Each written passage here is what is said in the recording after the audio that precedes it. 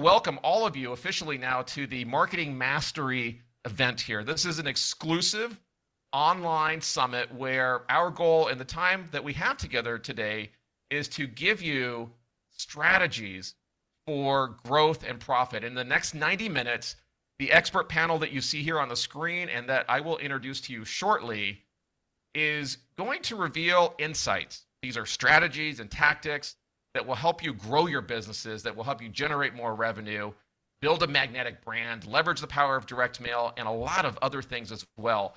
And my goal as the moderator today is to deliver an information-rich session that gives you insights and hopefully some new ideas, sparks of creativity and insight to help you take your businesses to the next level. We're also doing some pretty cool stuff during this event. You're going to hear me talking about different giveaways that the speakers have for you. We're also doing a raffle towards the end. You need to qualify by sticking around until the end of the event. So there's some very cool prizes that we're giving out, and I'm going to tell you more about those in just a moment. The panel that we've pulled together here today for you, you can see the faces here on the screen, and they're here on video as well. I'm going to bring them on in just a moment.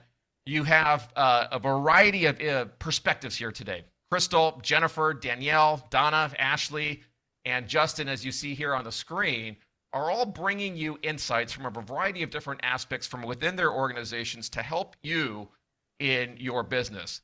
As the moderator, I'm Dave Rosendahl. You see my picture here in the lower right. My goal is to extract from them the things that are most important to you in the key areas that you've identified. And when you registered for the event, you gave us your questions. We literally received hundreds of questions. And I am going to do my absolute best in the discussion today to pull out insights from each of these panelists to give you what it is that you want to know. But speaking of questions, which I'm going to be posing to them in just a moment here, I actually need your help today. So listen up. What I need you to do, if you've attended any of our events before, you know that we kind of run things a little bit differently. And what I mean by that is I want each of you in this conversation with us. I'm not going to ask you to unmute or to come on video. You don't have to worry about that. But what I mean is that the quality of the conversation and the material that you learn today is in part driven by you. And the reason I say that is because I want you active in the chat here in Zoom. So take a moment, open up the Zoom chat, and as we go through the material today, I'm going to be asking you questions. I want you to ask us questions. I want you to lean in. I want you to ask for clarifications. If you disagree with something, I want you to push back, respectfully, of course. I want you engaged in the conversation. So if you can do that, drop a yes in the chat. I want to see all of those yeses coming in right now. If you can do that, drop a yes in the chat. This is like when you're seated on an airplane in the exit row. I need the head nods here, all right? Okay, the yeses are coming in. Wow, 23, 25, 26 people, 27 people, 34 people. Yeah, we've got hundreds here today. So drop a yes. Let us know that you can do that because your participation is going to influence what you get out of the session today. All right, so in preparation for the discussion, our incredible communications team, Allegra and many others here, prepared this life cycle illustration that you see here on the screen. Can everyone see this? Give me a one in the chat if you can see this life cycle here. I want to make sure everyone's seeing that. Okay, perfect. This is what we're going to use to kind of drive ourselves through the conversation today. It's going to kind of serve as a roadmap for our discussion. And so before and after each panelist that I bring on stage, I'm going to put this image on the screen, and we're going to start at the top and go clockwise. We've intentionally ordered the speakers in this way, using this visual, because we believe it flows logically from one step to the next. And as we're doing that, I want you in your heads to be imagining your businesses, the challenges that you have in each of these areas, and thinking about how the elements that these speakers are sharing are going to play a part in helping you grow. So that's the idea. We're going to start with Crystal. We're going to go to Jennifer, Danielle, Donna, Ashley, and then Justin, as you see here on the screen. And each of them is going to be bringing you insights in each of those areas, all right? So without further ado, I'm going to bring up our first panelist today, Crystal, and she is the founder of Lemon Seed Marketing, and she's got over 15 years of experience in marketing and employee engagement. And the way she brings innovative thinking and her attitude, which I think you're going to see is very enthusiastic as you get to hear from her, is what gets folks excited to work with her, and it's what excites her about helping all of you grow your companies. You've also got two small boys. I saw that in the notes, and I also read that you love bold lipstick, so I want to hear about that here momentarily. Oh yeah, But yeah. the key thing is that you love helping family businesses thrive. And I know you grew up in your family's company, and like many of you that are here, Crystal, I believe, really understands the grind, and hopefully, there's little glimpses of glory here and there around, being in a family business. That's got some unique aspects to it. So that's why she's passionate about helping you, family-owned businesses, reach your potential and build strong company cultures with highly engaged employees. So please, everyone, welcome Crystal. Crystal, how are you today? I'm doing great. All I right. do have to be up front with you guys. Like, I'm actually sitting in a quiet place today because my 17, you said small, they're not so small anymore. I have a 17-year-old and a Oh, 14-year-old, which is almost impossible because I'm only 25, but it is what it yeah. is. But How does um, that work? but well, yeah, it's interesting. And I do love normally bright red lipstick, but it was a challenge to have bright red lipstick on at a golf course today. So, but I'm really excited, guys. I love the home service industry. My family owns and operates a heating and air conditioning and plumbing company in rural East Texas that is doing multi-million dollars. And we've grown year over year through branding, community involvement, and also just taking good care of our employees.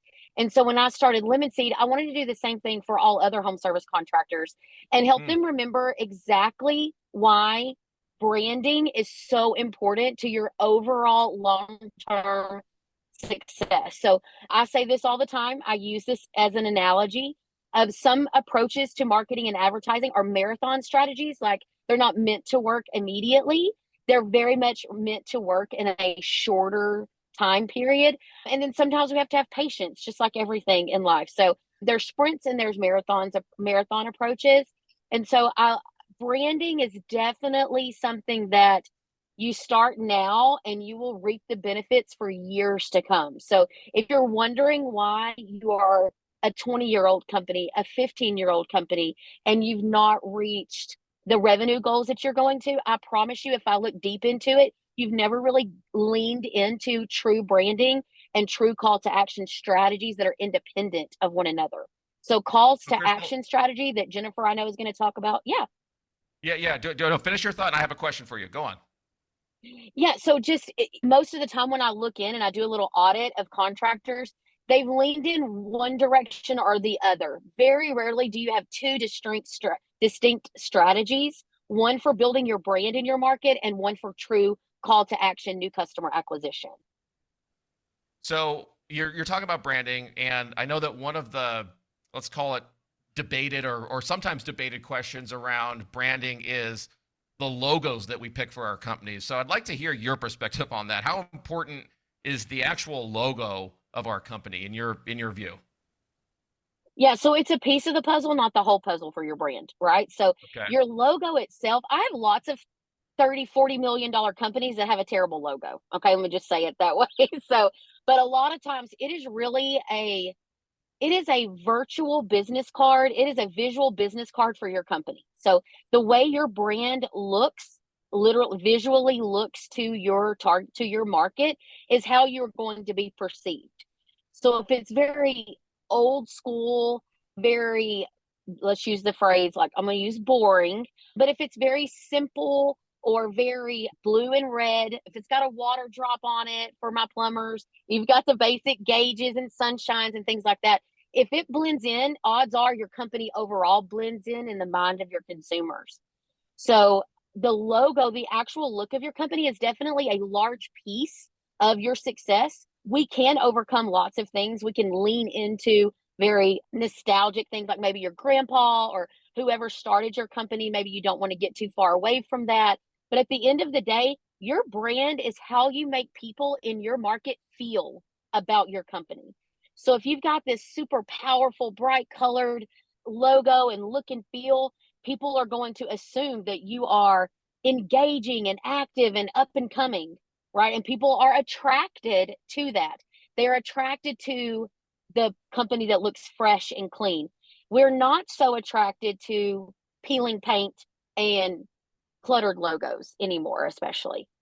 So I have a question for the audience. This is just between you and me and the close friends that we have here. No one else is going to see this. I want to know in the chat, do you love your logo? Do you hate your logo, or is it kind of meh? Just put hate, love, or meh there in the chat. I just kind of want to get a sense for how you view your logo relative to what we're talking about here. I see a lot of meh, love, meh, meh, love.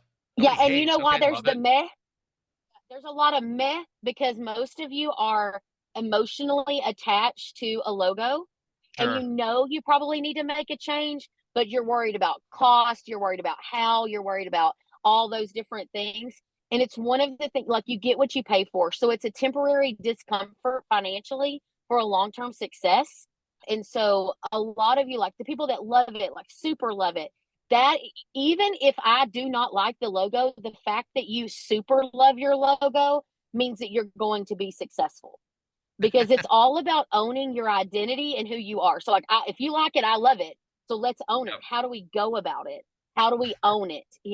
And there's so much more to branding than the actual look. So let me tell you, if you've got technicians or plumbers or roofers or whomever, and they're pulling up in a van that's got peeling paint, they're putting out a cigarette, their clothes aren't tucked in, trash is all stuck in the dashboard, that's also your brand. So I'm going to tell you now, you have to control the narrative of how people perceive your brand in many more ways than the actual logo.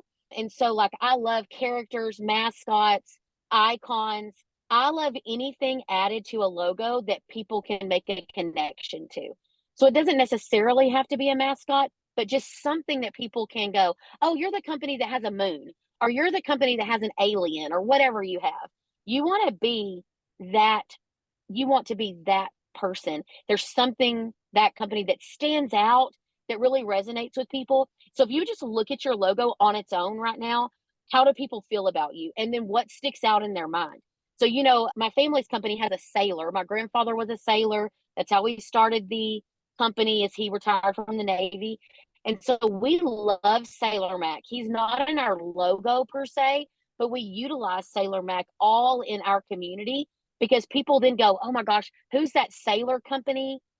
Sailor Mac, McWilliams and Son, right? That's literally how people are making a connection to our company, is through them. Those of you that have dogs or superheroes, that's how people make the connection. If you're bright green, your actual color, much like lemon seed, your actual color can be how people identify you. Oh, they're that neon green company in my market, right? They can really do some really cool things. So if you look at the funnel here that's on your screen, Yeah. most of you like to jump right down there to the bottom where the least amount of people are, right? So at the top of this is our awareness, right? So what we are doing is, I like to use the word infiltrate because I'm slightly competitive, right?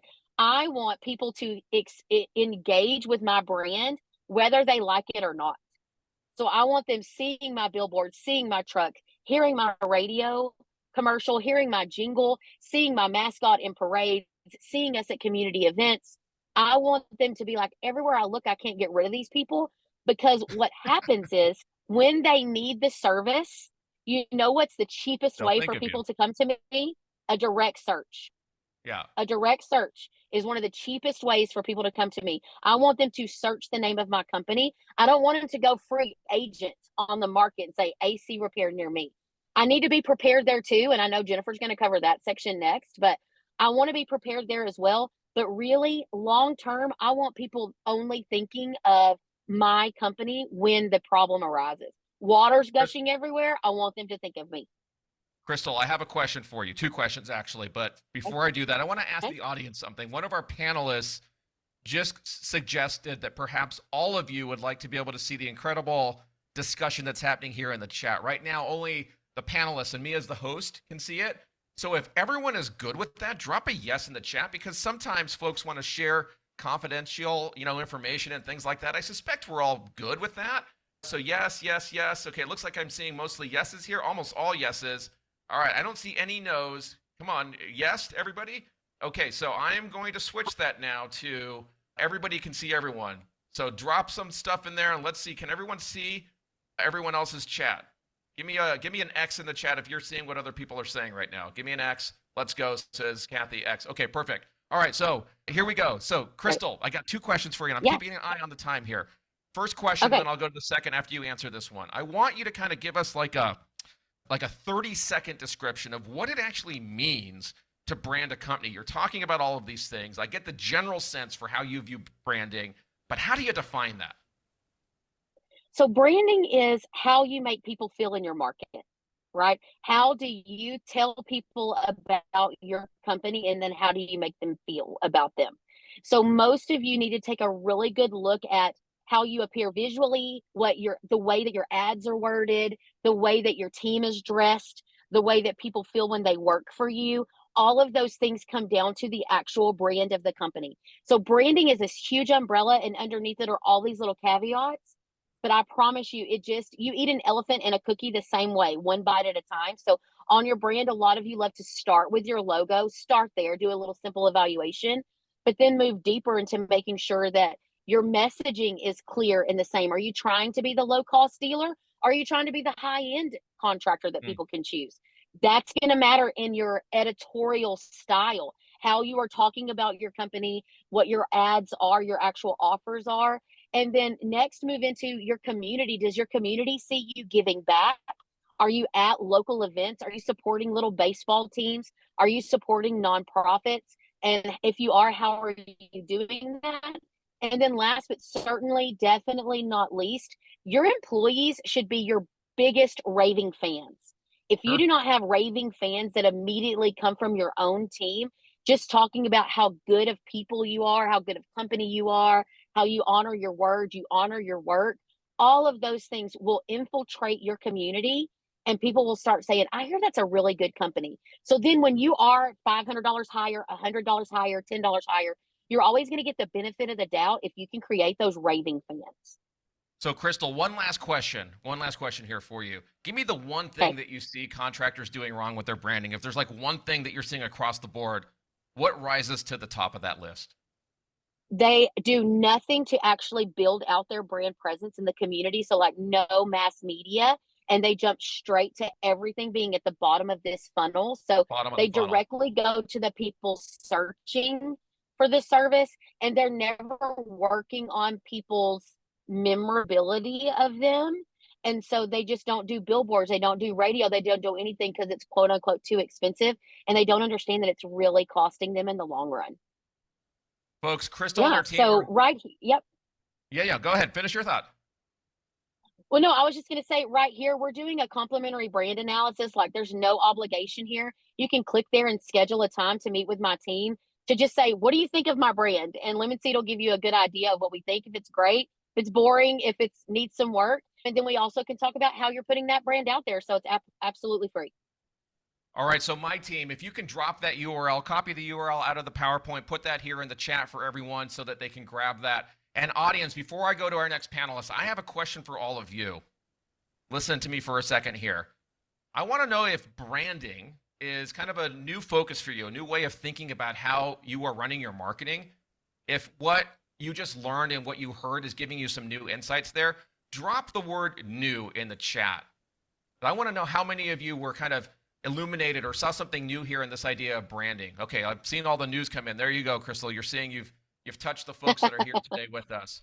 Thank you for that, Crystal. And now that we've spoken about Yeah. branding our company and we've looked at that funnel, I want to explore a little bit more now about generating demand and maximizing the hard-earned dollars that we're spending in our advertising.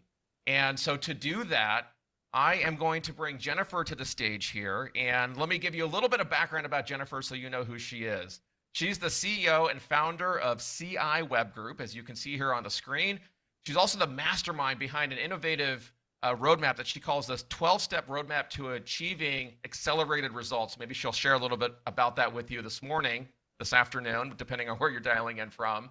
And with her agency, Jennifer has been really heavily invested in the digital space, specifically for companies like yours in the US and here in Canada.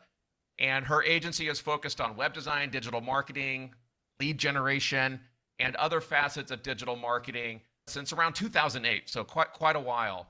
And what she brings to her thought process and what she brings to all of you is a structure and a methodology to how she thinks about building profitable home services businesses and ultimately driving for those of you who are owners here in the room, the ultimate dream, which is more time, more money, and hopefully more freedom. So, Jennifer, thank you for being here with us today. How are you? I'm good. Thank you so much for having me. Crystal, great job, girl. Awesome. Thank you, Jennifer. So I want to know, let's start off with what are you thinking about in terms of the biggest initiatives that you're working on in 2024, and how do those concepts impact the folks that are here in the room with us today? Man, that's a loaded question. So I'm going to Okay. say this: data, data, data, data, data. Like under everything, data. You've got to drive into, there's so many things that are changing so rapidly. The way consumers buy, the way consumers shop, the way they Google search engines, the impact of what Crystal was talking about on your digital response. Google is changing so rapidly. And here's the challenge. We as consumers, we adapt to new technology quickly. Think about it for just a minute. Put your consumer hat on for just a second. As a consumer, forget about your business. As a consumer, what do you do when you need something? You probably Google it. Mm-hmm. When you Google it, how many of you guys are clicking on the ads? I'm curious in the panel. Well, go ahead, you guys. If you click on the ads, when you Google something, put yes in the chat. Let's see how quiet it is. Never, says Jackson. No, says Valerie. Emily, sometimes. Okay, Google likes that. Yes, says Brandon. No, And sometimes. if you're No, one, no, no, no. right? If you're one of the Yep. ones that's clicking on the ads because you know it cost your competitor $40 a pop, don't do There you go. it. All right. How many of you click on the maps? If you don't need instructions, yes or no? Interesting. How many of you are going to find a website in the first 10 listings on page one of Google? And yes, I know it's a continuous stroll. I'm old. I still call it page one. How many of you are going to go past the first 10 spots? Yes or no? No, never. No, no, no, no, nope, nope, nope, nope, nope, nope. Always pass, Brandon. Type All A. right, perfect. So this is freaking simple data. Like, there's no other way to put it. I'd literally rather listen to a group of soccer moms tell me how they buy than most marketing and advertising companies. That's real. Because as real people, you guys go through a process and a sequence. The challenge is, as business owners, we don't adapt as quickly, right? We don't provide consumers the same process and user experience as we would want ourselves. We react slow. In fact, the digital space is really just a pain in the ass. Like, sorry for my French, but it's a pain in the tail, right? It's a web project or a website. I don't want to spend time on it. It's exhausting. Why do I need a new one? How come they don't last longer than a couple of years? Why do I need all of these things? And if I do build a website, my brand doesn't come through to the website because I don't have time to invest in it. So I have all these iStock images. I've got this logo. I've got this content I didn't pay attention to. Nothing is connected. But the reality is, as an entrepreneur, every single person that's on here, and I'm not going to call them vendors because this is a group of powerhouse strategic partners that is required to go to market. You've got to have these things in the bag, right? You've got to have a brand. If you go to a website and all it is, the guy in the yellow hat and a bunch of iStock images, it looks scammy. It doesn't look real. It doesn't look like there's people behind it. There's nothing for people to connect to. And consumers are getting more and more aware. They're afraid of ads. That's why the majority of you said, I'm not going to click on ads. They want a unique experience with real people that they can trust. Every single piece of this is critical. So when you're diving into taking your business to market, we've got to be a heck of a lot more serious about this. We need to start like any other company would. And we should be starting with a bunch of money, but I know we're not. We should be starting with the budget. We should be funded when we're going to create our business. And I know we're not, and that's fine. So if we're not, we still have to make some really tough decisions, right? We've got to dive in and figure out, who are we? The one thing Apple knew when they started was who they were. They didn't lose that. The logo changed, the design changed, the packaging changed. All of those things have evolved over time, but they knew who they were and they would not let go of that. We've got to know who we are. We need to know, what are we going to sell? Where do we want to sell it? And then we need to come to the table with some data. This is the easiest way to be able to design a business practice that's going to produce the end result. And the end result This is not just building a business and getting new leads, right? The end result is, I assume every one of you started your businesses because you want more time, money, and freedom, which means if we mess up on any of these pieces, we might build a business, but we're not going to get more time, money, and freedom. We're going to feel like we're still owned by our business. Yes. Jennifer, 2 questions, one for the audience and then one for you. How many in the audience right now are owners? Drop the word owner in the chat if you're an owner. You know, you might be majority, minority owner, whatever. Just how many of you here are owners? I want to see how many owners we have. Okay, interesting. Yeah, we got a lot of owners here. Jennifer, what are we seeing here on the screen? Walk us through the data that we're seeing here and how you use it to help your clients make more informed decisions. So let me get to that, but real quick before I get there, let me give you a couple things of how to get here. So Okay. Number one, we need to do a market analysis. Market analysis to identify any towns or cities you want to do business in, identify the total population, what the average income is, how old the houses are, how many potential estimated repairs and replacements based on a 2.25 repair cycle and a 10-year replacement cycle, so that we can have an idea of what each market's potential value is to us. How many potential homes are going to need our services, whether it's heating, electrical, plumbing, whatever it is, on an annual basis. Then we need to do a demand forecast for the services we want to sell. It's kind of like if I was going to open up a retail shop and I would create a list of inventory that I want to create. I would look at what consumers are buying in those markets and how frequently the churn is, or how frequently they're buying those things. That's going to tell you what your target services are based on how consumers search, not based on what you as the subject matter expert refer to these things. You guys say HVAC services, the average consumer doesn't. They own an AC, they say AC repair, AC installation, AC replacement, AC maintenance, AC tune-up. Maybe they're buying a house and it's AC inspection, right? You've got to get a list of that. And then we need to figure out, how do we get our business in front of consumers when and where they search? And you guys already answered that question. As a homeowner, as a consumer, what do I do when I need something? I Google it. So this is showing you attribution of your marketing efforts and advertising efforts. There's a difference between marketing and advertising and branding, right? Crystal talked about branding. Marketing is investing in permanent assets that create a compounding interest impact on your business, where the dollar you invest today is worth more next year, is worth even more than that after there. Advertising, playing blackjack, churn and burning cash. I go to the blackjack table, I throw down some cash. I hope I leave with more than I spent, right? That's your advertising. So inside this report, what we're looking for is to understand how every activity that we deploy produces results, which is ROAS. So return on ad spend, right? It's different than return on investment. Return on investment is taking the total amount of money that you put in, taking your total income that you got out of it, deducting all of your expenses, and making sure you're profitable at the end of the day, which is why what Danielle's going to talk about and Don is going to talk about is critical. If you deploy these efforts and you're not pricing correctly, you're losing $5 per hour, then all of these things literally are going to put you into the ground. So this is essentially identifying every single activity, whether it's utilizing your existing database to be able to make sure that you're generating more business. Justin's going to talk about that, or making sure you're pricing right, or making sure that you're converting more with financing. Literally, Google is giving credence and credibility to those companies who have the strongest brand and who properly position themselves in front of consumers with valuable content. So Jennifer, if there's somebody here in the room today who's got a question about how to take the next step, how to be thinking about this, I know that you're offering a 1-hour strategy session with them. Is that right? Yes, you should do that every year. Just dive in. You always leave with the information. Just get on a strategy session, get a second opinion, do a full deep dive. And I mean, you're going to take away something that you can, change in your business to be able to pivot and get a different result. Perfect.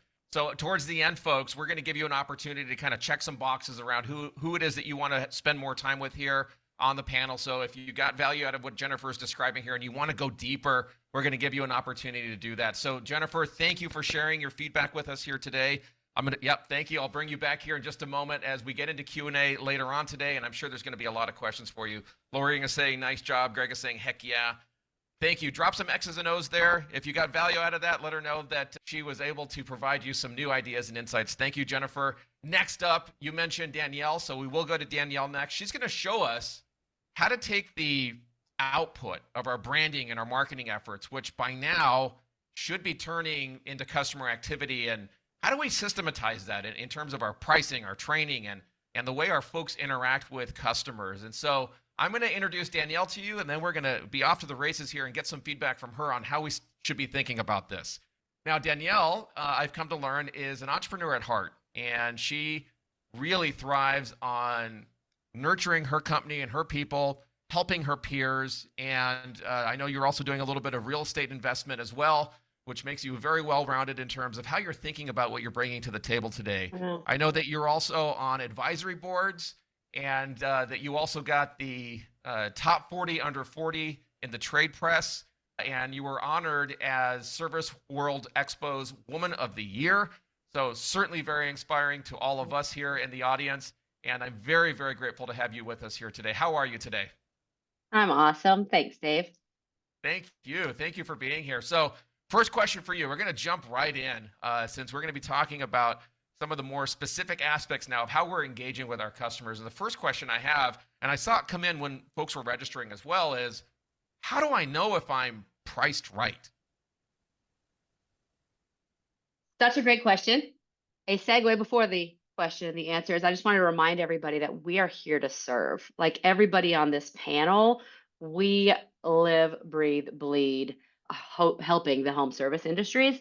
And so we really are here to serve. We want to provide value and help. But when we say, hey, give us a call, when Jennifer says, give me a call, she really means it. So It's definitely legit. take her up. Yep. Yeah, take her up on that strategy call. And great job, Jen and Crystal. So I saw that question too, Dave. Mhm. How do I know if I'm priced right? And so because so many of you were asking, how do I know if I'm priced right? I really began to kind of, think about it as in, I think that there's some insecurity on where we're priced today if we're all asking, am I priced right? And I question that all the time too, personally. Like, is my business priced right? And so sometimes we can be insecure about it because we don't think that we are priced right, which is an indicator that we probably aren't. So I just wanted to say that if you're asking, how do I know if I'm priced right? Well, you probably aren't because you're a little bit insecure about it. And so it's such a great question. I want to take it back to the service technician. We have success coaches that are out in the field and trainers. And when they're working with companies and with service technicians, they're working on finding out how much revenue does each truck need to bring in every day. And so we want to start by knowing that because then we can look at, are we priced right? So if you don't know how much money, and some of you, I know a lot of these companies on here, you're very seasoned, you've got your job costing down to the penny, you know all of your everything, right? But there's a lot on here that maybe don't, and that's why we had the questions. And so let's start with your top, like your highest paid technician, okay? So if you do the math with me, and I'm gonna grab my phone for my calculator. So let's take your top paid technician, and an average wage right now is $35 an hour. So let's take that $35 an hour for your highest paid technician, and we're going to times it by 4. And then we are going to divide it by 0.5. And then that gets us $280 of a billable hour. So once we know that billable hour, let's take a look at times 3 service calls a day times 5 days a week. Nope, nope, nope. I did something wrong. Oh, times 8 hours. That's what I did wrong. 280 times 8 hours a day times 5. Okay. So Dave's giving me a weird look. I see that. Hold on. I know I'm doing math on here, but what I'm getting at is your average service your truck, we want to bring in about $11,200 a week. If we're bringing that in, then we know our costs are covered and we can have that freedom that everybody is talking about. So If you are do that not, math one more time, Danielle, just for everyone. Yeah, do it one more time. and somebody can write this in the chat for me so that everybody sees it. But you're going Please. to take your top tech hourly pay, which might be Okay. $35. We're going to multiply that by 4 so that we can make sure that insurance, cell phone, software, everything we need for that tech is covered. Okay, that's why times Okay. 4. Fully Then we're burdened. going to divide it by 0.5, which is Okay. our efficiency and our windshield time, to get our billable hour. And the example I used was $280. Okay. Then we're going to multiply that by 8 hours a day, Hmm. and then times 5 for 5 days a week. Yep. And so for everybody, if you took your highest paid tech and used that dollar amount, you're going to get a different amount. But that will just give you a good starting point to look at. Hey, if I'm bringing in around $11,000 a week per truck, then I'm priced right. Okay. So- Okay. Okay. How many of So you just did that calculation and figured out that you're not priced right? Drop the word "not priced right" or a phrase in the chat if you just did that and it doesn't seem to be priced right according to what Danielle is suggesting. Danielle, go ahead. What were you about to say? Well, I'm looking at some of these things on here too. Yeah. Okay. So then what we want to do with our pricing to make sure we're priced right is we always want to give more than one price point. We want to talk about value, right? We want to put a focus on the system and the value that we're providing. And a value is not just a part that we're changing or a piece of material or equipment. It's all the interactions between, Crystal's talking about branding, we're talking about data and marketing, but all the interactions when your technician, your team, your company shows up on site at a home, their interactions with the customer. This is all a piece of the value that we're providing. It's not the parts. It's how we greet. It's how we take our pictures, our before and after pictures. It's how we present our pricing. It's how we follow up. It's how we call when we say that we will. All of those things are a piece of the value system that we're bringing to the table. And that's also a piece of why they do business with us. So when we're asking, are we priced right? Can we increase our pricing? I mean, right now it was $18 for me to get lunch today, and I had like some chicken salad. It's crazy right now, Yeah, right? it is. So Yep. are we providing the value to justify that? So I want to make sure that we're always providing more than one price point, because the one price point is the take it or leave it, back your customers in the corner, and you're giving them a reason to want to call for other prices and to bid around.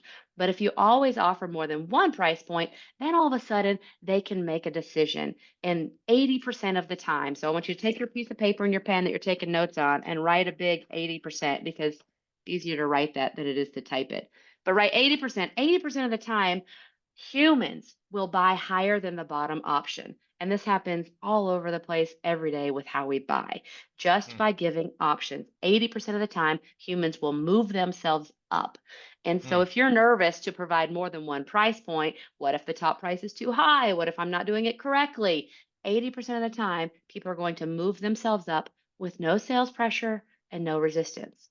Are you flagging me? So, yeah, no, I'm curious then if somebody is here in the audience thinking about, okay, so maybe I'm not priced right and I do want to grow my revenues. I want to get them to that proverbial next level, whatever that is for the person here in the audience. Where would you suggest that they start in this process? If you want to start, I two places. One, I'd take a look at your service call. I call it service call life cycle today. How does your Mm, technician, get dispatched, show up? How do they greet the customer? How do they present pricing? What does that process look like? And is there anything in that process that you can ratchet up and improve by 1%? We're not going to change our companies overnight. But if there's something in that process today that you can improve by just 1%, maybe a little training, maybe your manager, yourself goes on a ride along with your team, they sit shotgun, they go on there just to see any holes that are happening today in the service call life cycle and when we're presenting pricing in the home. How can we improve that by 1%? That's one place that we can easily start to make a fix.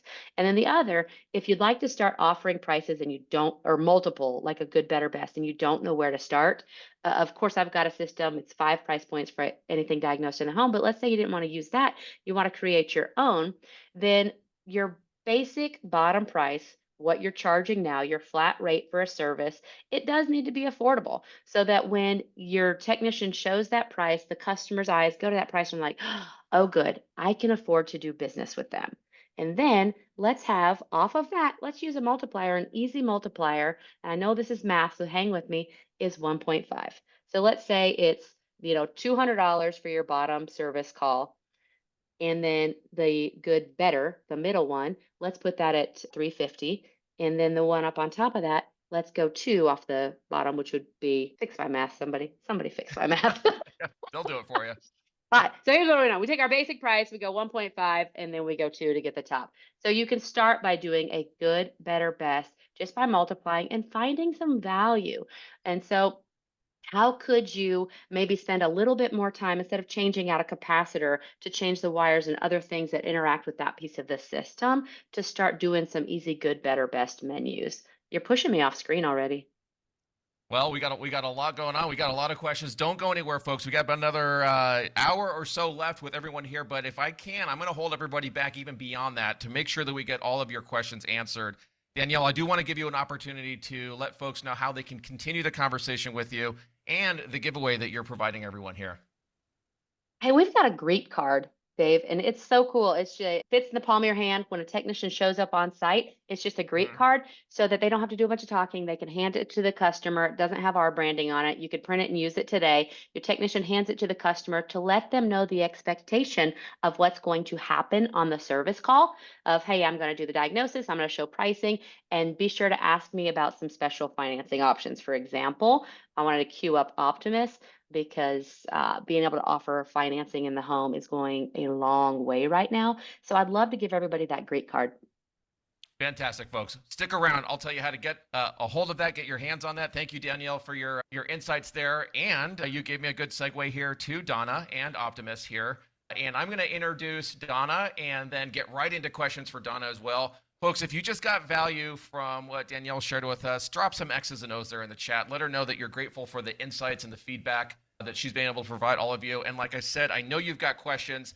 We will have time for Q&A here towards the end. So let me tell you a little bit about Donna. She joined EGIA in October of 2021, bringing years of experience communicating with clients from the broadcast industry, which is interesting. And Donna takes a personal one-on-one approach to helping contractors and helping folks like you build their business, specifically helping you understand the benefits of financing and how payment solutions can enhance the experience that you provide to your customers. So Donna, thank you for being here. How are you today?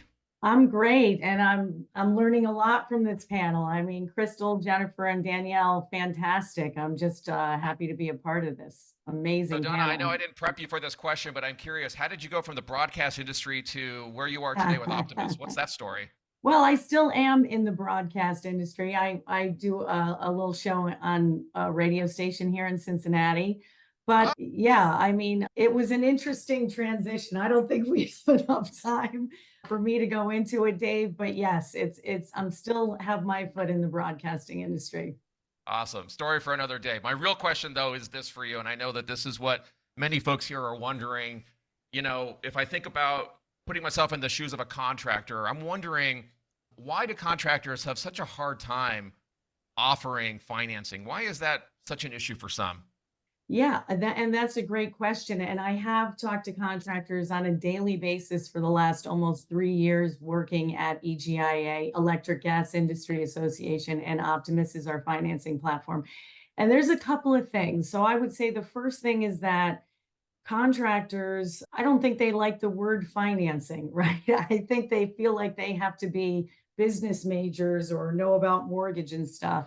So I try and change the mindset of contractors to understand that it's really all about the customer experience. And I'll go into more about that in a minute, but I also hear the same thing every single day. I was just at a dealer meeting in Chicago, and 3 contractors came up to me and said, all my customers pay in cash, right? And Mhm. I'm always surprised by that because I'm like, really? They do in 2024? I mean, I'd love to throw this in the chat. How many of you pay for cash for stuff anymore? I mean, is cash still a thing? Especially big ticket items. I mean, we have to understand how consumers pay for things. Amazon changed the world. I mean, Yep. we all use Amazon for everything because they have made the customer experience so super easy, right? You go on, you scroll. I buy stuff on Amazon that I don't need because it's so easy. It comes to my Absolutely. door the next day and the return policy is easy. So I think Amazon changed the world and they changed the way buyers buy things. Consumers want payment options. And by the way, there is a misconception on who uses financing because a lot of my contractors still say, financing is for people that don't have any money. And it's not the case at all. Yeah, we do supply people financing that don't have money, but the majority of people that use financing are the ones that do have money. That's why the Interesting. 12-month no interest, no payment is the most popular loan in the country. Because if So say I that need again. You're saying that it's people with money that use financing more often? Absolutely, Okay. 100%. Because David, 12-month no interest, no payment is the most popular loan. Now, if my HVAC went out in my house, what would I do? I would Jennifer Bagley Google it, right? And I'd get on page 1 of Google and I would pick someone. I would call them up, and the first thing I would ask them is, do you have the 12-month no interest, no payment? Because if Huh. a contractor doesn't, I'm going someplace else. And Yep. then when he comes here and says, maybe the job is 15,000, right? Am I going to take my money out of my account, my Marcus account, which is earning 5%, and give it to the contractor? No, I'm going to wait a year, use other people's money, and then pay Yep. it off during the promotional period. So I have no interest and no payment. And that's what customers want, David. That's what they OPM. want, are payment Yep. options. Makes sense. So let me take the inverse of the question that I just asked you then. When you actually see contractors that are successfully using financing, what are they doing? What are they doing differently? Oh, I mean, that's a great question. I mean, contractors that offer financing to every customer every time we see are going to grow their business probably by about 20 to 30%, and they're going to get Hmm. higher ticket sales. And it's not just individual salespeople that are doing it, and it's not waiting for customers to ask them if they have financing. It is a team effort. It is a company policy to offer financing to every customer every time.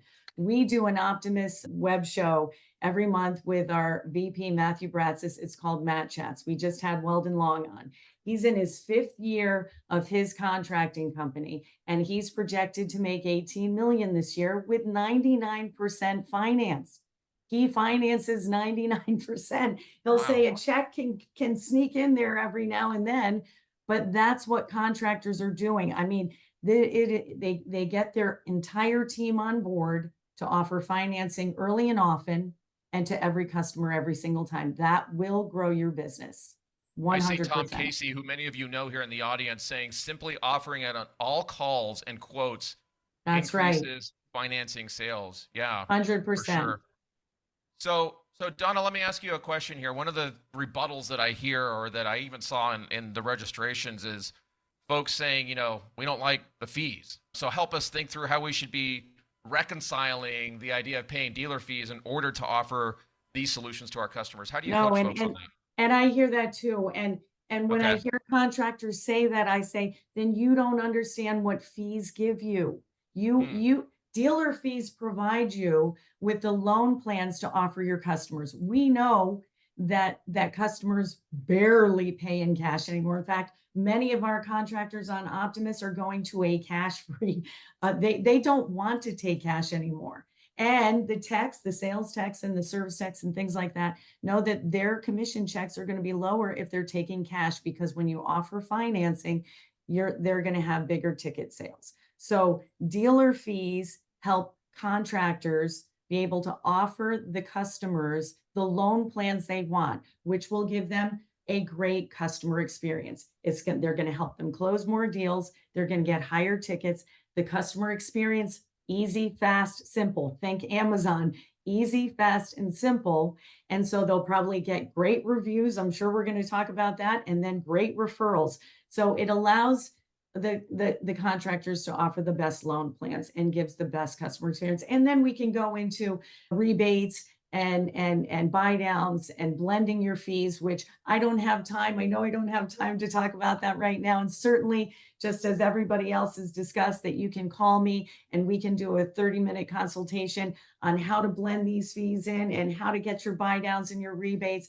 But the majority is that I can hear Matthew Bratzis in my head saying contractors don't step over dollar bills to pick up pennies. If you have a 3 or a 4% fee, and you know that you're gonna grow your business by 20 and 30% by offering financing, Danielle will tell you to do the math on that. Yeah. It's simple, right? Yes. Dealer fees shouldn't be an issue.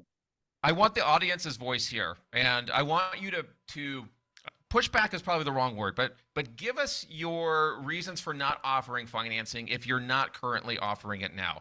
Take a moment, put that in the chat, and I'll read some of those off when we get into the Q&A portion, because I think it's helpful for us to go through some of those points as well. I know you have a special giveaway for us as well. What is that? Well, we're going to give cash because That's what we want to do. We want to get customers more cash. So we're going to give $100 gift card away. Awesome. Fantastic. I see somebody saying that our administration is dinosaurs, so maybe that's one reason why they're not offering it. Please keep that feedback coming. It's helpful, it's interesting, and it's illuminating for all of you to see how your peers are looking at this as well. Donna, thank you. I know it's I'm in the tough seat here of having to move us along. We are right on track, though, with where we want to be. Thank you for your feedback and the insights you've given us. Stick around, folks. If you've got questions for her, we will bring her back here during the Q&A. So now we're going to move over to the left-hand side here. You can see direct mail and branding on the left. And we've got Ashley Sanborn with us to talk about how to think about using direct mail as a key part of your branding efforts and how you can use direct mail, to stay top of mind with your prospects, with your clients, and nurture a long-term relationship with your customer base. Now, Ashley, who I'm going to bring on here in just a moment, is a partner at The Best Postcard. She's got over 15 years of experience in a number of different industries like fitness, wellness, home services, and definitely I would consider her a visionary marketing leader in our space. What I've seen from Ashley and The Best Postcards is that she is excellent at coming up with strategies that are going to not only boost your brand and its visibility, but also drive the engagement that you're looking for. And of course, what's most important to most of us here is ultimately driving sales from those direct mail campaigns. Ashley, I know you were recognized as Marketer of the Year at Planet Fitness, where you were previously, and it's awesome to have you here with us, bringing the passion and the expertise that you have for your craft here to the event today. So thank you for being here with us today. Thanks, Dave. We're excited to be here with all these great other participants we have and all the great registrants that we have here. Absolutely. Ashley, I've got a bunch of questions for you. So I know you've got some materials prepared. You tell me when to advance the slides, but my first question for you, and I saw this come in actually from some of the registrants as they signed up for the event today, kind of the idea here around how has the industry changed based on the current economic conditions? How are you seeing things in that light? Yeah, that's a great question, Dave. Obviously, we know the industry has certainly shifted, whether you want to say recession, post-pandemic, and selection year, inflation, all of these reasons, the consumer mindset has definitely changed. We are in a repair economy now. People are not looking to spend a ton of money to replace the system. I hear it every day. Our contractors are looking for more install leads. I really want to only find people who want to replace the system. Well, nobody wants to replace their system, especially not right now. So we believe, getting that messaging for the repair and getting into that home to be able to have your technicians or your salespeople sell that hopefully higher tickets item. So then how should folks be thinking about, given what you're saying there? I assume that most people are seeing that to be true. How do we pivot in our thinking around how to move past that?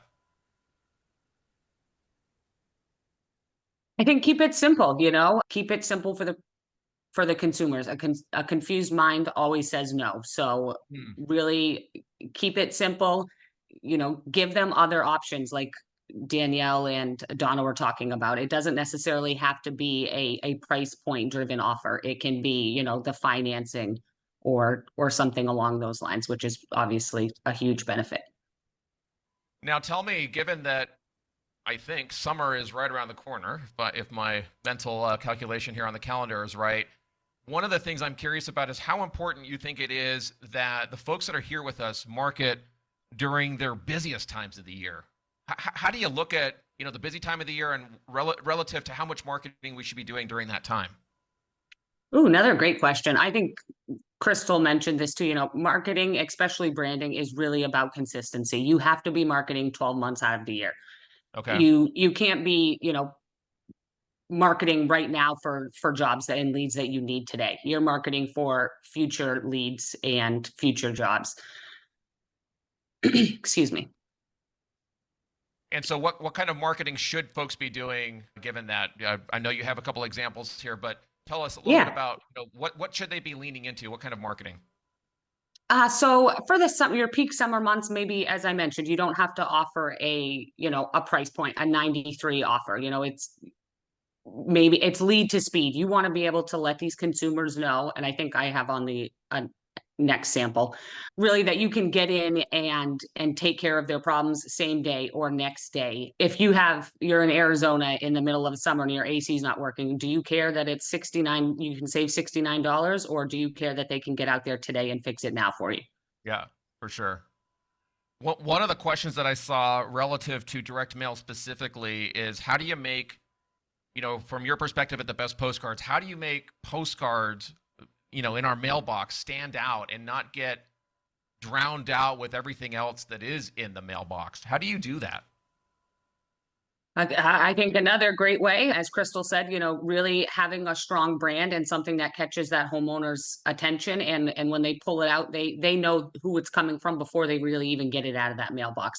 Keep it simple. And I think one thing that a lot of people forget is that the marketing's job is not to sell the product, especially in this industry. You are not going to sell an air conditioner by putting that offer, or a picture, or anything you put on that mail is not going to sell that air conditioning unit. It's to make, to have them take that next step in the customer journey. So to either go to your website and fill out that form, or to pick up the phone and make that call, or to ideally go to Google and type in JSP Home Services, not HVAC near me. That's ultimately the goal. Yeah. So Ash, I know we talked a lot about Google and digital today, leading up to our conversation that we're having here. I know, and I'm curious from your perspective, what do you think is the most common direct mail misconception? Something that folks have in their mind around direct mail that maybe you find yourself debunking as you're working with clients. Yeah, that to me, that's an easy one. I think the most common thing that, we come across is, oh, Ashley, we sent out this mail and I've only gotten 4 phone calls from the tracking number that's on there. Okay. Of course you did. Who is going to honestly, as Jennifer mentioned, not immediately go and look at your website? 90% of the people are never going to call that number that is on that any piece of mail or a yard sign or your radio ad or TV. They're going to your website, making sure you have those 5-star reviews, making sure all of those other things are in place before they're calling and making that purchase. So I think trying to fight the attribution and where the leads are coming from is probably the most obvious answer to that question. So how do you help your clients break through that misunderstanding then? Is there a way that you can help them actually see, oh, I guess I was wrong. It is driving, Yeah, so what we do is every 3 months, we do what we call a matchback report. So we take all of the sales that you have done in the past 3 months, regardless of where that sale came from. We just need that homeowner's address and the amount of revenue that was associated with that job. And we're going to do a correlation. So we're going to show you, out of, these people who received the mail, these are the purchases that they made, and this is how much money they spend. And of course, we're not going to sit here and tell you that the mail is 100% responsible for that. Right. All we can tell you Right. is that it had an impact on that customer's journey, and eventually they ended up making a purchase. Yes. Yeah. Got it. Very, very helpful. Now tell us what we're seeing here on the screen, and then I've got one more question for the audience. Okay, so these are examples of our door hangers here on the left, and our valve tags, which go around any like vertical or horizontal pipe here. So for our giveaway today, anybody who stays on till the end, we're going to draw 2 names, and we're going to give away 500 of each of these items. Awesome. And audience, stick around. I'm going to tell you how you can, I'm going to pick the winner. You're going to hear who gets to walk away with these 2 things today here in just a little bit. But I have a question for all of you. Ashley, thank you for sharing your insights on direct mail and the efficacy that it brings us. I'm curious here in the chat, who has never done direct mail, only digital? I want you to drop the word, let's put never in the chat, if you've never tried direct mail at your current company. Never, Whoa. never. Christy says never. Janeth, I hope I'm pronouncing that correctly, says never. Chrissy says never. Ashley, what do you think of these nevers that are coming in here? Wow, I'm actually really surprised. I guess my follow-up to that would be why. What is why haven't you? And I'm assuming most of these people are going to say price. Interesting. Keep the nevers coming in. I want to know if you haven't done direct mail, if you've only done digital, and then you heard Ashley ask the follow-up question.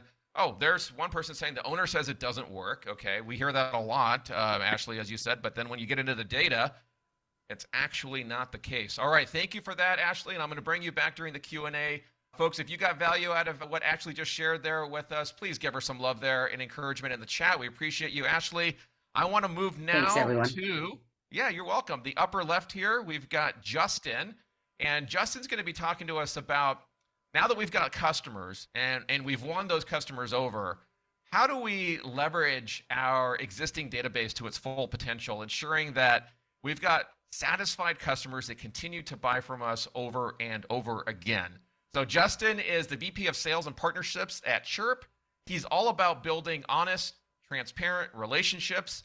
And that's one reason why he appreciates the fact that the contractors that are here don't judge him for his tattoos, which I can see on him. Awesome. I love those tattoos. And just so you know a little bit about Chirp, they tackle one of the biggest challenges, I think, facing home services companies, and that's lead conversion. So as companies scale, as you're doing the things that we're talking about today, consistently following up on your leads becomes harder and harder. How many of you agree with that? Drop a 1 in the chat if consistent, timely, rapid follow-up on your leads is a problem. Drop a 1 in the chat if you agree. So that's what Chirp solves for, getting you to a point of 100% follow-up on your leads by combining automation with real human interaction. I know Justin's going to talk to us about that here in a moment, but put your hands together here for Justin. Thank you for being here with us. How are you today? I'm good. Thanks for having me. Great job, everybody. Awesome. Thanks for being here, my man. First question for you, as I look at the audience here and what they're wanting to know from you about this topic of lead follow-up, question, how do you think that they can make the most of the customers that they have in their database that they've already, in a sense, paid for? How do you maximize that asset? So I'm going to get to that. As you can see, by the way, my giveaway is a Canva art lesson. As you can see, I'm amazing at putting together Canva presentations. That's a joke. I got a different giveaway. So I sent you 2 slides, and the next one is going to go more into cultivating database. The other end of that I want to talk about here, and I'm just going to read this. Can you go? Perfect. Yes. I'm just going to read this word for word because I think it really hits when people see this. One of the biggest problems facing home service companies looking to scale is lead follow-up. As the company gets bigger and bigger, lead follow-up gets harder and harder to manage. And so with Chirp, you can ensure that 100% of your leads are being properly followed up with using a unique blend of automation and real human interaction.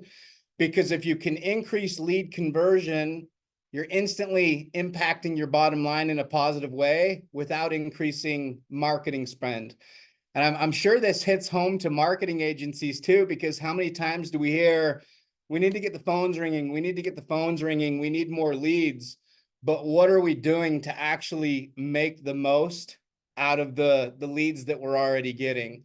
So whether you implement these strategies through Chirp or another software, it's just key to understand the importance of mixing that automation with real human interaction to increase that lead conversion. So we can automate, and these things are directly automated from whatever field service management software you're using, whether that's Service Titan, House Call Pro, Jobber, Service Monster, Sarah. But we can automate estimate follow-ups, missed or abandoned calls, unbooked calls, expiring membership follow-ups, reoccurring service reminders, canceled call follow-ups, financing pre-approval, reviews, and a lot more. And we do this through text, email, and ringless voicemail. Multi-channel communication. It kind of gets nerdy here, but the reason we do text is because it's got a 98% open rate, usually about a 10 to 45% response rate, depending on the campaign. Text is how people like to communicate these days. It's just, how often do you get a text message and not at least look at your phone, whether you respond or not? Justin, give us that stat again, and somebody in the audience drop that into the chat here. What was the stat on the open rate? 98% open rate. 98% open rate on text. All if right. you compare that to email, there's no comparison. And don't get me wrong, email has its place. I'm not saying don't do email. You can add some branding and email, some longer messaging. Email can still be really powerful. But if you're looking to communicate with people, text message is it's just where it's at. And so these Justin, go ahead. Yeah, sorry. go ahead. No, finish your thought. Go ahead. I was just going to say these campaigns can be drip campaigns, right? So if you're following up on an open estimate, it could be a text message that goes out immediately. It could be another one that goes out 3 days later, an email that goes out 5 days later, a ringless voicemail that goes out on day 10. And we're triggering that one time straight out of the field service management software. And so we're just following up to be able to increase lead conversion on this marketing spend that we've already put out there. So what are we seeing here on the screen? Help us understand what we're seeing here and what this does for us. So this is the second part. This is cultivating the database. So Okay. we interviewed a company, Gens Ryan, about 6 months ago. They're a $40 million a year company, pretty well known for being front runners when it comes to picking technology. But anyways, one of the questions we asked their owner, John Ryan, on that interview is, what lead generation advice and marketing advice would you give to a company looking to scale to your size? And his answer was really interesting to us. He said, I'm not just saying this because you guys are on the call, but a big shift for me happened when I stopped focusing all my energy on generating more and more new leads and started shifting my energy to taking advantage of my existing database of customers that I already paid for and creating customers that would buy from me over and over again. Huh. And so this right here that we're looking at, this is how we do it through Chirp. But again, if you're not using Chirp, look for another software that you can do this through. But basically, we can bring in an audience. So you could say anyone I haven't serviced in 12 months or longer, you build a campaign. So in this particular case, it's a $79 precision tune-up campaign. You decide how many people out of that audience you want it going to every day. You pick the times it's allowed to go out, the days that it's allowed to go out, and then you click send. So in this case, the tune-up's going out to 150 people every day between 8 and 4:30, Sunday through Friday, until whatever audience size that is up. An example of what this campaign could look like is we work with a guy named Dustin Miller. He owns Comfort Now out of California. They're about a $10 million a year company, but he's been able to fill his shoulder season for 3 years in a row using this and cultivating his database. And what he does is when shoulder season comes around, he filters his database down to anyone he hasn't serviced in 12 months or longer, and he blasts out a 3-part tune-up special. The first day is a ringless voicemail, which if you're not familiar with that, it's a pre-recorded voicemail that hits the inbox of the customer, shows up as a missed call, but it doesn't ring. So his first action in that campaign is a ringless voicemail that says, hey, Dustin Miller with Comfort Now. Really appreciate you being a customer. Just want to let you know it's that time of year again. We've got 50 slots available right now for a $69 tune-up. Text or call us back at this number. We'd love to get you booked. And then 15 minutes later, a text message goes out saying, hey, our owner, Dustin, just left you a voicemail. Just wanted to shoot you a quick reminder. We still have some slots available for that $69 tune-up. Text or call us back at this number. We'd love to win your business. And then a day later, they send like one more text message. Amazing. Justin, I'm seeing questions coming in, folks. I see those questions about opting in, opting out, Canada and such. My team is collecting those. Stick around to the Q&A, and I'm going to fire those back at Justin here. So, Justin, this is what you're saying in a nutshell, I think. Set it and forget it. You set this up once, and then it continues to drip or to nurture that list, that audience, over however much time you've designated here. And then folks are receiving those calls, receiving those interactions back based on the configuration that they have here, correct? That is correct. That is correct. Yeah, so there's 2 main points I really want to nail down today. Number 1 is increasing lead conversion on the front end. Number 2 is taking advantage of your existing database of customers that you've already paid for. And the key here is, most companies that come on board, or just most companies in general, they got a lot of customers they've already paid for just sitting in their database. And oftentimes they haven't touched them in a while. Yep. And if they have, they've done it through email. And again, email definitely has its place, but if you're ever slow and you need to fill the schedule, text message is just where you're going to see the highest conversion. I see Tom Casey, one of the goats of our industry here, saying we would stack Chirp on our direct mail whenever we drop direct mail to reinforce it, along with ringless voicemail and social media. Boom, results. That's Tom's patented statement there. So, Justin, do you see others doing what he's describing as well?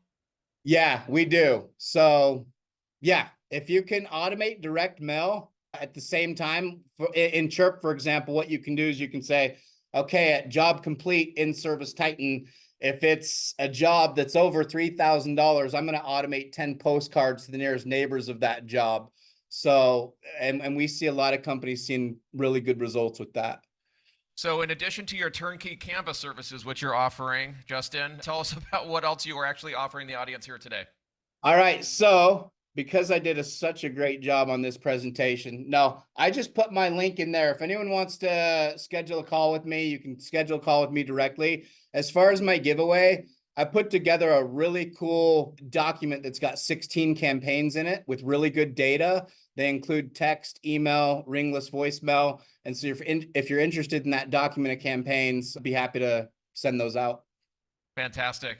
One more question for you, and I know I didn't prep you for this question, but I'm just curious in a nutshell, 30-second response here. How are you looking at using artificial intelligence within these workflows? That's a good question. We actually built it in. So now you can use AI to be able to hold on the conversation with that customer when they respond. So we're seeing some really good results from it, especially like with speed to lead on website forms or Facebook leads or Angie leads. When they come in at night, you can have an AI agent taking over that conversation, because when those leads come in at night, you want to make sure that you nurture those. Love it. Love it. Well, Justin, I think you're going to have a lot of questions here in a moment. So folks, keep those questions coming in. I want to give you who are here with us now the opportunity to let us know which of these fantastic offers that each of the panelists have made available to you are of interest to you. So what I'm going to do is I'm going to launch this on the screen here, and let me know there in the chat if you can see the poll. You should be able to see the poll there on your screen. You can select as many as you want here from Lemon Seed, from CI Web Group, from Danielle and her team, and the document there from Chirp, from Justin and his team. So pick the ones that you want there. This is going to make it easy for my team and the team behind the webinar here to follow up with each of you and give you an opportunity to get these cool giveaways from each of the folks here. So it looks like we've got a lot of you voting here. There's over 100 of you still here in the room. Thank you for sticking around. We've got more lined up here, and we're about to get into Q&A. Michelle says, thank you for the great information. I saw somebody ask if this is going to be recorded. It absolutely is. If you do have to leave when the session is up here in about 15 minutes, drop your best email here in the chat for us, and we'll make sure that you get the recording. And if you have to leave at the end of the session because you've got another meeting, I'm going to try to hold back and keep answering questions. But if you have to leave, drop your best email in there so that we can follow up and get you what you're going to miss today. So we've got about almost 50% of you having given us feedback. I'm going to leave this open for another maybe 10 seconds here. If you want these follow-ups from Lemon Seed, from CI Web, from the new flat rate, and we also got the raffle here in a moment. So Craig and my team, make sure you get those lucky winners selected. You need to be here to win, I think. So Craig's going to get that ready for me. I'm going to leave this up for another 5 seconds. 5, 4, 3, 2, 1. All right, there we go. Looks like I'll share the results so you can kind of see where this is coming in at. A lot for you, Justin. We've got Danielle and her team, CI Web, Lemon Seed, all of you who have been so gracious here with your time. You're going to have a lot of folks to follow up with here. So thank you for that. And audience, what I'm going to do now is I am going to move to Q&A. And so the way this is going to work is, as you've been interacting with me here in the chat and with everyone else, my team has been going through and pulling out the questions that you had for each of the individuals here that have been on the panel. So I'm going to go through and fire questions out to the panelists here. If something comes up that you're wanting to know more about, if you haven't asked about it yet, now is your time to be, as I say, selfish, okay? Ask the question that you want to ask, and I am going to do my best to get to everyone here. So the first question here is for you, Crystal, and I think you touched on this, but again, tell us, what is your advice around adding a mascot to the logo? Crystal, Sure. what do you think? Yeah, so a mascot is great if you're willing to like lean in and own it, right? So mascots can be a lot of fun. They can add a lot of engagement for your community. And it just gives like a really good, nobody's really scared of a mascot as long as you're not a creepy one. But for the most part, people will naturally engage with that. And it just gives you like, if you've got a dog, like all of a sudden it just gives vision to so much more of your advertising. And so a lot of times we use it to build out just a better brand story in general, but it's not the end all be all. You can do lots of great things and not have a mascot, but I'm a mascot person. So I love them. I also love like little icons and things like that. Anything that just gives you a big differentiator in your market that sticks out, I'm here for it. Jennifer, question for you, and I think you defined this, but just make sure everybody hears you loud and clear on here. When you said ROAS, what does that stand for, and what do you mean specifically? So that's your return on ad spend. So this is pre-deducting your operational expenses, which is return on investment, right? So if you are investing in paid ads versus GLSA versus organic versus print versus direct, all of these different marketing strategies, you should get to the point where you know exactly what your ROAS is. So on year one for SEO, if done properly, you know your ROAS is 17 to 69x. I spend $1, I make 17 to $69 on that marketing attribution channel, right? Same thing, Yep. whereas paid ads, if I'm running PPC campaigns, I know that it's 5 to 7x. So every marketing strategy, you should get to the point where you know exactly what it produces for you. This dollar turns into 17, 30, 60, whatever that is, so that you can easily dial up, dial down, or change your results. Then, as Justin was mentioning, and Danielle and Crystal, a 1% difference in how you handle the leads, in how you convert the leads, in financing options. Now you can take whatever your activities are and you can improve your ROI because you're priced better, because you're converting more of those, you're matching more of those leads to your system, you have a higher average ticket. So once you understand all those factors, these mathematical equations, Danielle has got it going on. Now you have the ability to literally change on the dime. Danielle, I'm going to ask you this question here from Greg.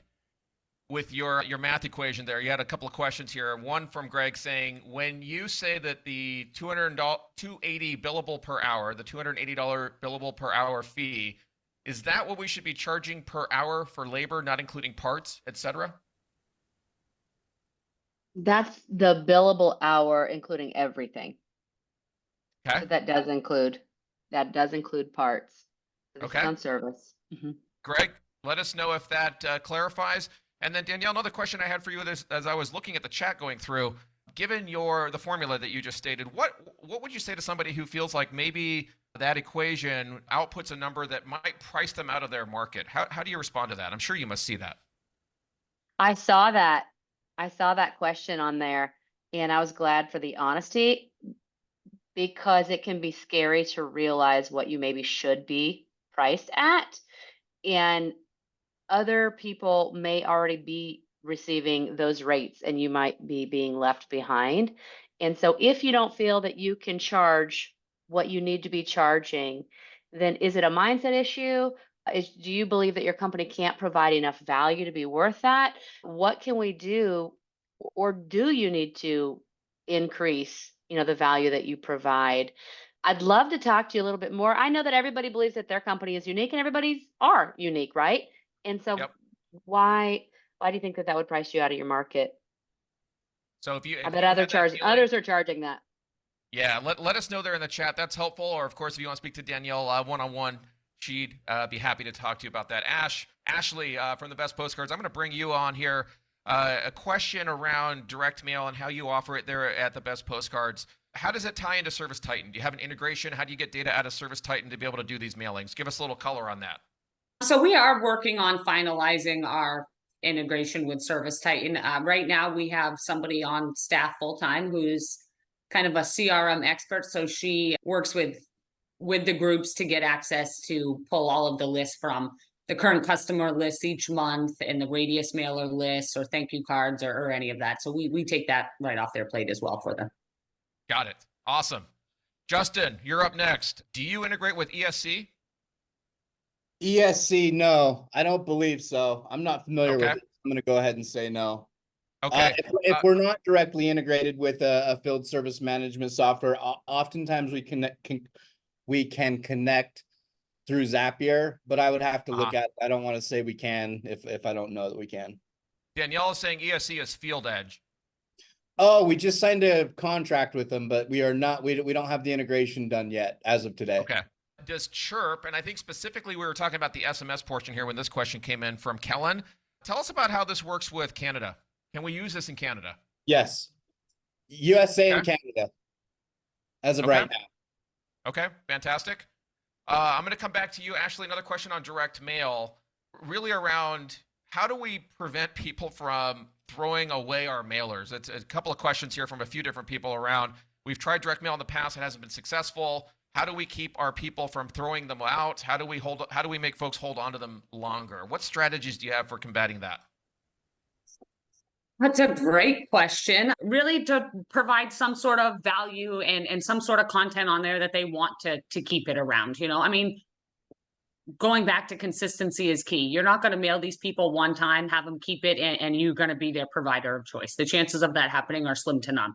We want you mailing and getting in front of these people every single month, every single couple weeks, whatever the cadence is, so that when, again, they pull it out, maybe there's some tips for summer, or there's buy one, call now and get a free service call for later, and you must present the coupon. I mean, you do stuff with the messaging, but I mean, chances are they are going to just, maybe look at it and throw it in the trash. But it's still the only tactic that they need to touch, feel, see, and makes that impression before they have to throw it in the trash. Say that again. They have to what? They at least have to take it out of the mailbox. They touch it, they see it, they feel it. They're engaging with it in some way, which is really the only marketing medium that you can say that about. That's true for. Absolutely. Danielle, coming back to you here from Tom, I think it was relative to the question around getting priced out of the market. I want to know if you agree with this. Tom is saying, hey, if you raise your prices, how many customers would you lose versus how much more could you make on all the others by being priced right? His advice would be to think of it as pruning the tree to boost growth. What do you think about that? Yeah, I agreed with Tom. I'd love to fight with Tom right here, right now, just for the fun of it. But I did agree. I did agree with Tom because we have, I hear contractors say, hey, I doubled my prices. I'm making more money. And I really didn't lose as many customers as I thought that I would. But when we look at our industry, and we're losing so many people to, like, think Uber, right? Uber's a great job right now. And there's a lot of people driving for Uber, just as an example. But when people say, hey, I can't find and retain technicians, when they do come into our industry, for forever we've been burning them out. And so we're just tired of seeing that, and we'd love to say let's work less hours on higher quality opportunities, maximizing the opportunity in the home, increasing cash flow so that contractors can grow from a position of strength. And then all of a sudden, Dave, we're saving families again because technicians make it to their kids' baseball games. And so it comes back to that. Let's save families. Let's keep America together. Let's, give people a great place to work. But we Yeah. need to increase our prices and decrease our call volume if we I need see to. Chris kind of summarizing it in this way. You lose the pain in the ass customers. It's a real win-win. That's awesome. Let's see. Crystal, coming back to you, and then I'm going to pull up the winners here. So let's see. Craig, make sure that we've got the raffle winners there for me. I think you got them all, but just make sure it's ready to rock there. Crystal, the question for you from Adam, interesting here. How do you differentiate? We're talking about logos here. How do you differentiate from those logos that are simple, clean, and bright, being used by HVAC companies that have been bought out by private equity companies? You can almost tell who is local versus who's been bought by a PE firm if there's a massive brand overhaul. Interesting question. Crystal, your thoughts?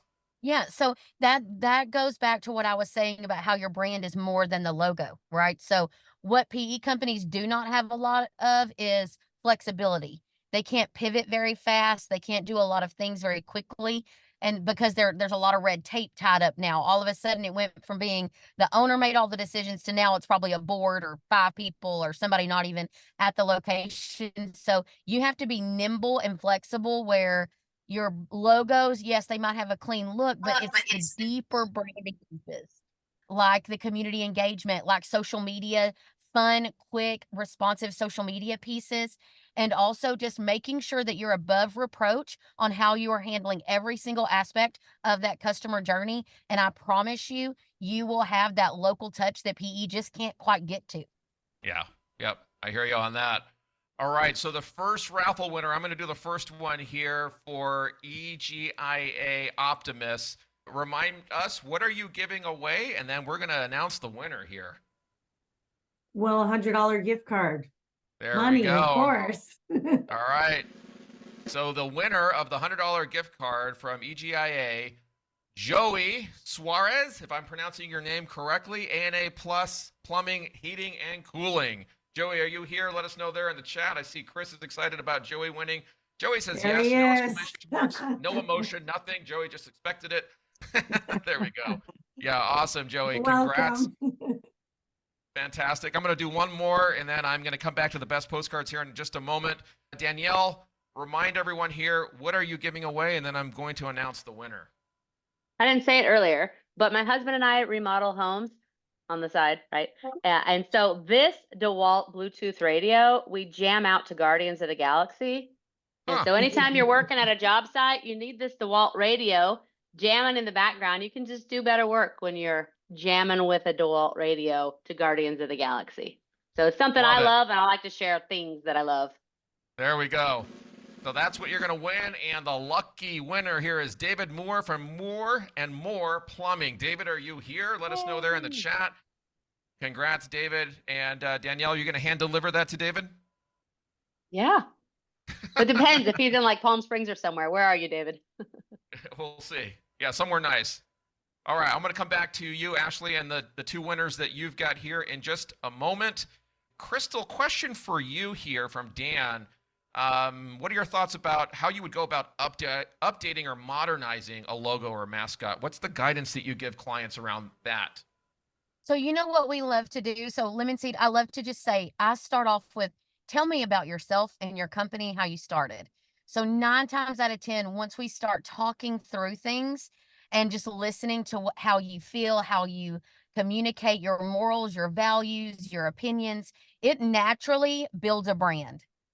Whether it's the strangest thing, but the more we can talk, the more you can actually build out who your company truly is. And then you start digging into the little unique pieces that you can apply on and layer on top of that to make a true brand.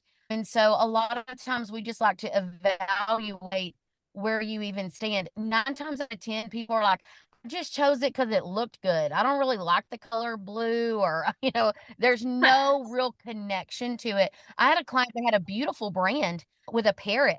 And I said, oh my gosh, tell me about this parrot. And they're like, I don't know. I just thought it looked good. I'm like, so you don't raise parrots? You don't have parrots? There's not like the parrot capital of Texas. Like none of this mattered. And they just literally had this brand for 10 years with no connection to it. And so I just encourage us to kind of dig in deep for that piece. Jennifer, I want you to share your insight here in just a moment with everyone, but I realize we're coming up to the end of the official time that we have here together. But like I said, some of the panel is able to stick around, and if you are here in the audience and are able to stick around, I want to continue to get to all of your questions. If you have to leave, make sure to say thank you to the panel there in the chat. Make sure you've left us your best email so that we can send you the recording.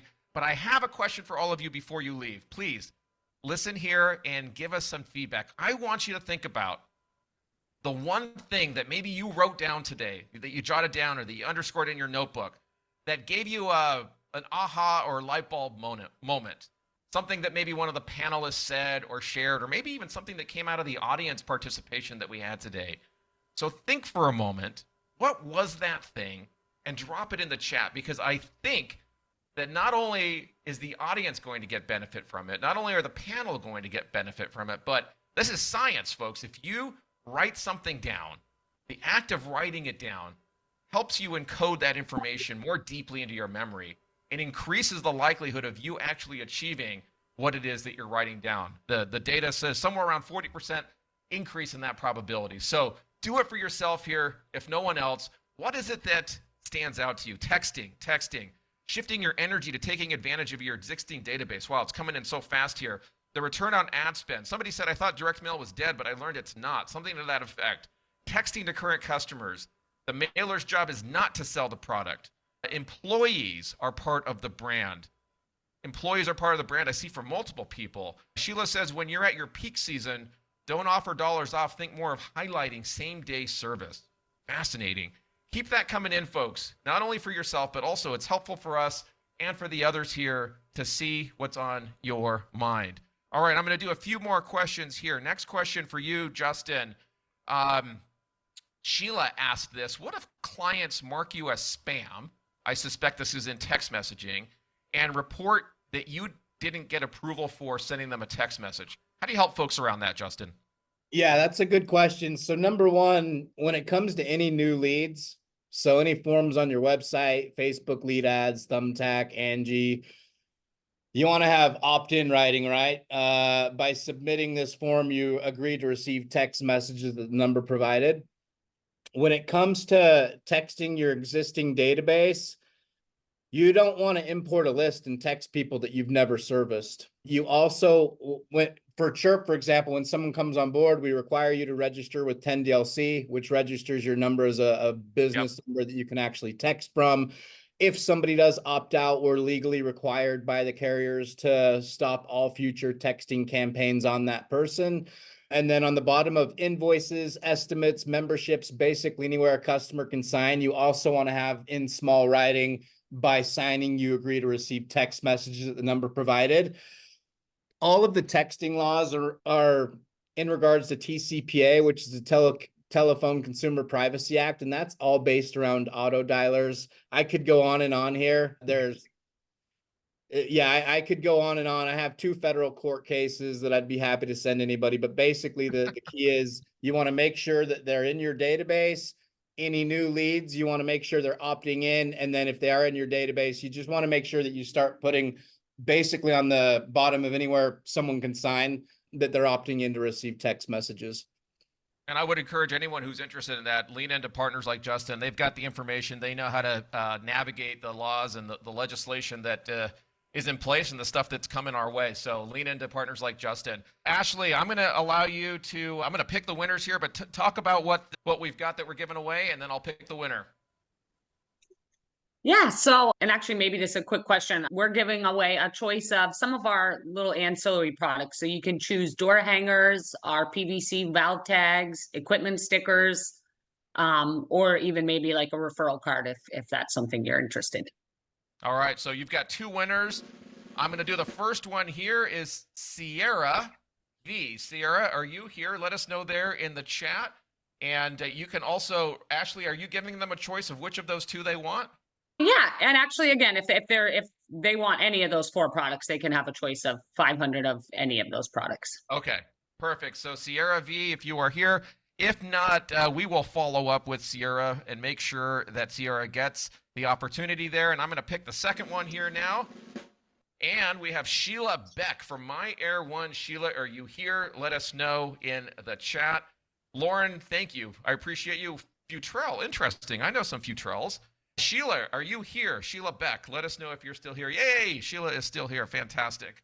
All right, folks, I know we are past our official time, but stick around. Panel, if you have to drop off, I understand as well, but I do want to try to get to a few more questions before we do that. So, gosh, there's just so many. Let's see. Ashley Sanborn, for you, a question from another Ashley. Wondering for postcards, does plastic or paper, do plastic or paper postcards stand out more? What's your thought on that, Ashley? I mean, that's a great question. So I think both, I think right now, like people aren't they on average get 5 pieces of mail, a day. Like there's not a ton of clutter. I mean, obviously as we get closer to the election time, you'll get more, but I think either. And we do offer both of those. Most of our customers are mailing, a nice 9-point or 12-point postcard per every month. And then, once in a while, like for May, we do have some people doing a PVC with some pop out options. So I think it depends, per market and what you have for a budget to work with, but I think both are great options. Danielle, I think this question is to you from Lexi. And man, there's just so many questions. Thank you, folks, for really leaning into the conversation here. Danielle, I'm going to address this to you, and then I'll see if the panel has any other input here from Lexi asking, what's the best approach to responding to messages from customers requesting service? Is there a general script that has proven to work better to help turn those leads into customers? Danielle, what's your thought on that? Yes. So if they're asking for service, are we talking about they're calling around saying, hey, how much is a service call? Any more clarity on Lexi that? clarify, Lexi, if you're Is still that what here, you let guys us kind know. of took it on as? That's kind of what I take it as. So we Yeah. definitely want a script for that. There are proven scripts that work really well. I'd be happy to send you one, and I wrote down your name, so I'll send you one right after this call just in case. And then anybody that's answering the phones or frontline on your business, you want to make sure, yeah, if they're shopping around. Okay, that's what I thought, right? We want a Yeah. script. And we want to be able to book that call, and the script helps to do that. So you don't want Okay. anybody answering the phones, flying off the cuff, trying to just do things or give prices. And so I have a script I will send you to use for Okay, that. so put script in the chat. Lexi, Michelle, I see you there. If you want that, or anybody else who wants that, put script in the chat in big bold letters or uppercase, and we'll make sure we get that to you.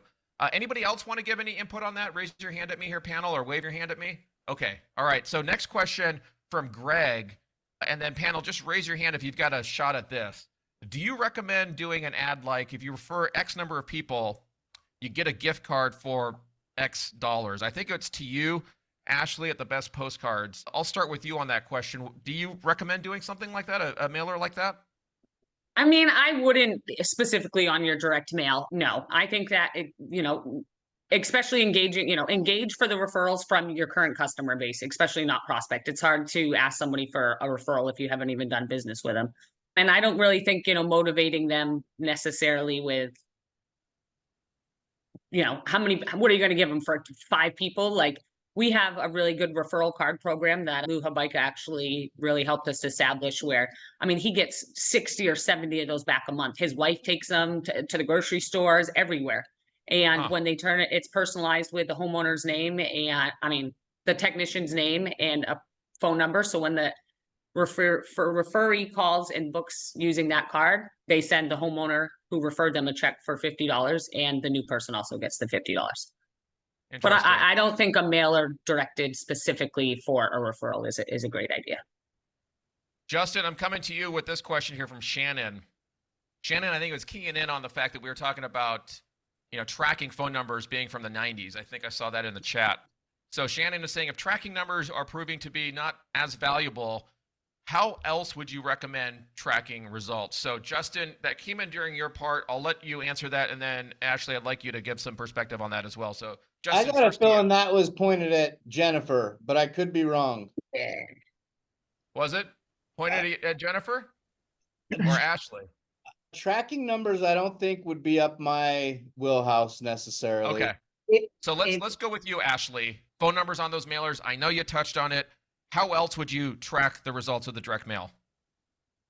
I mean, really, I think you have to look at your marketing and your branding and everything as one big pie, and all of us, and our products and our services offer a specific piece of that, but it's really how it is all of the tactics that you're using in that layering and the diversity of helping you meet those goals and what you have outlined for your company. And if it's not, then the sorry, go ahead, matchback process that you were talking about, right? That's how you can do the attribution back to what it's yeah, that's the best way we feel on our end, that we can show you. Most of our customers, our clients here, these contractors are mailing to their existing customers every single month. So when we show you after 3 months, that your current customers have done $3 million in revenue, I can't say that they wouldn't, they probably would have used you. Hopefully, we all want to think they're going to continue to use us every time, but in fact, we see it all the time. People's 5-year customer list to a 2-year list, it drops off, so we see that people aren't doing a good enough job engaging and keeping the customers that they've already acquired. Ashley, Kellen is saying, wait a second, hold up. Mailing all of your customers every month. Is that what you said? Boom. Exactly. Yep. Boom. Kellen, what do you think about that? Every single month. Yeah. I have a Justin, pushback on that. I have a pushback on that. Okay, pushback. Yes, let's go. Yeah, we've seen research say that whether you do it every 4 weeks or every 6 weeks, there's not a difference. And so if you're talking about budget, once a month can feel like a lot, but every 6 weeks might help, and it's not a difference in the mind for the customer. There we go. All right. Interesting. Yeah. No. Again, my kind of feedback to that would be, on average, it's going to cost you about $6 to mail that customer for the entire year, to mail them every single month. $6 per customer. That sounds really affordable. On here. I like that. Good.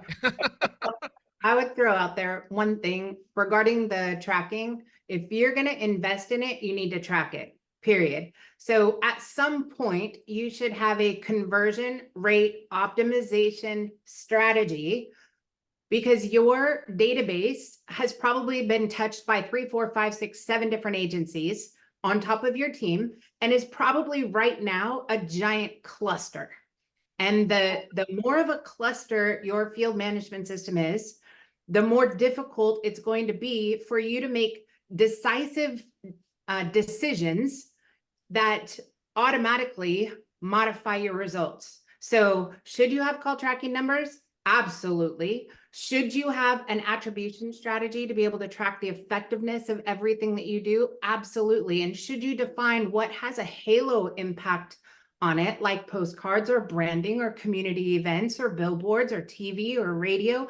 Absolutely. So you've got to know what are the things that are specifically driving new business. If you don't have a database, getting into Chirp is going to be difficult, right? If you don't have a new client acquisition strategy. So you've got to have both on lock. What am I doing to build my database of high value targets? And what am I doing to retain and increase the lifetime value of my database? And you've got to know those numbers inside and out.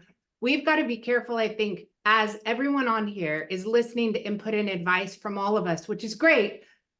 But it's hard to give input and advice and tell you, don't take everything as this is religion, because there's a whole bunch of factors that need to be evaluated for you to be able to determine, should I be doing that right now for my business based on where I'm.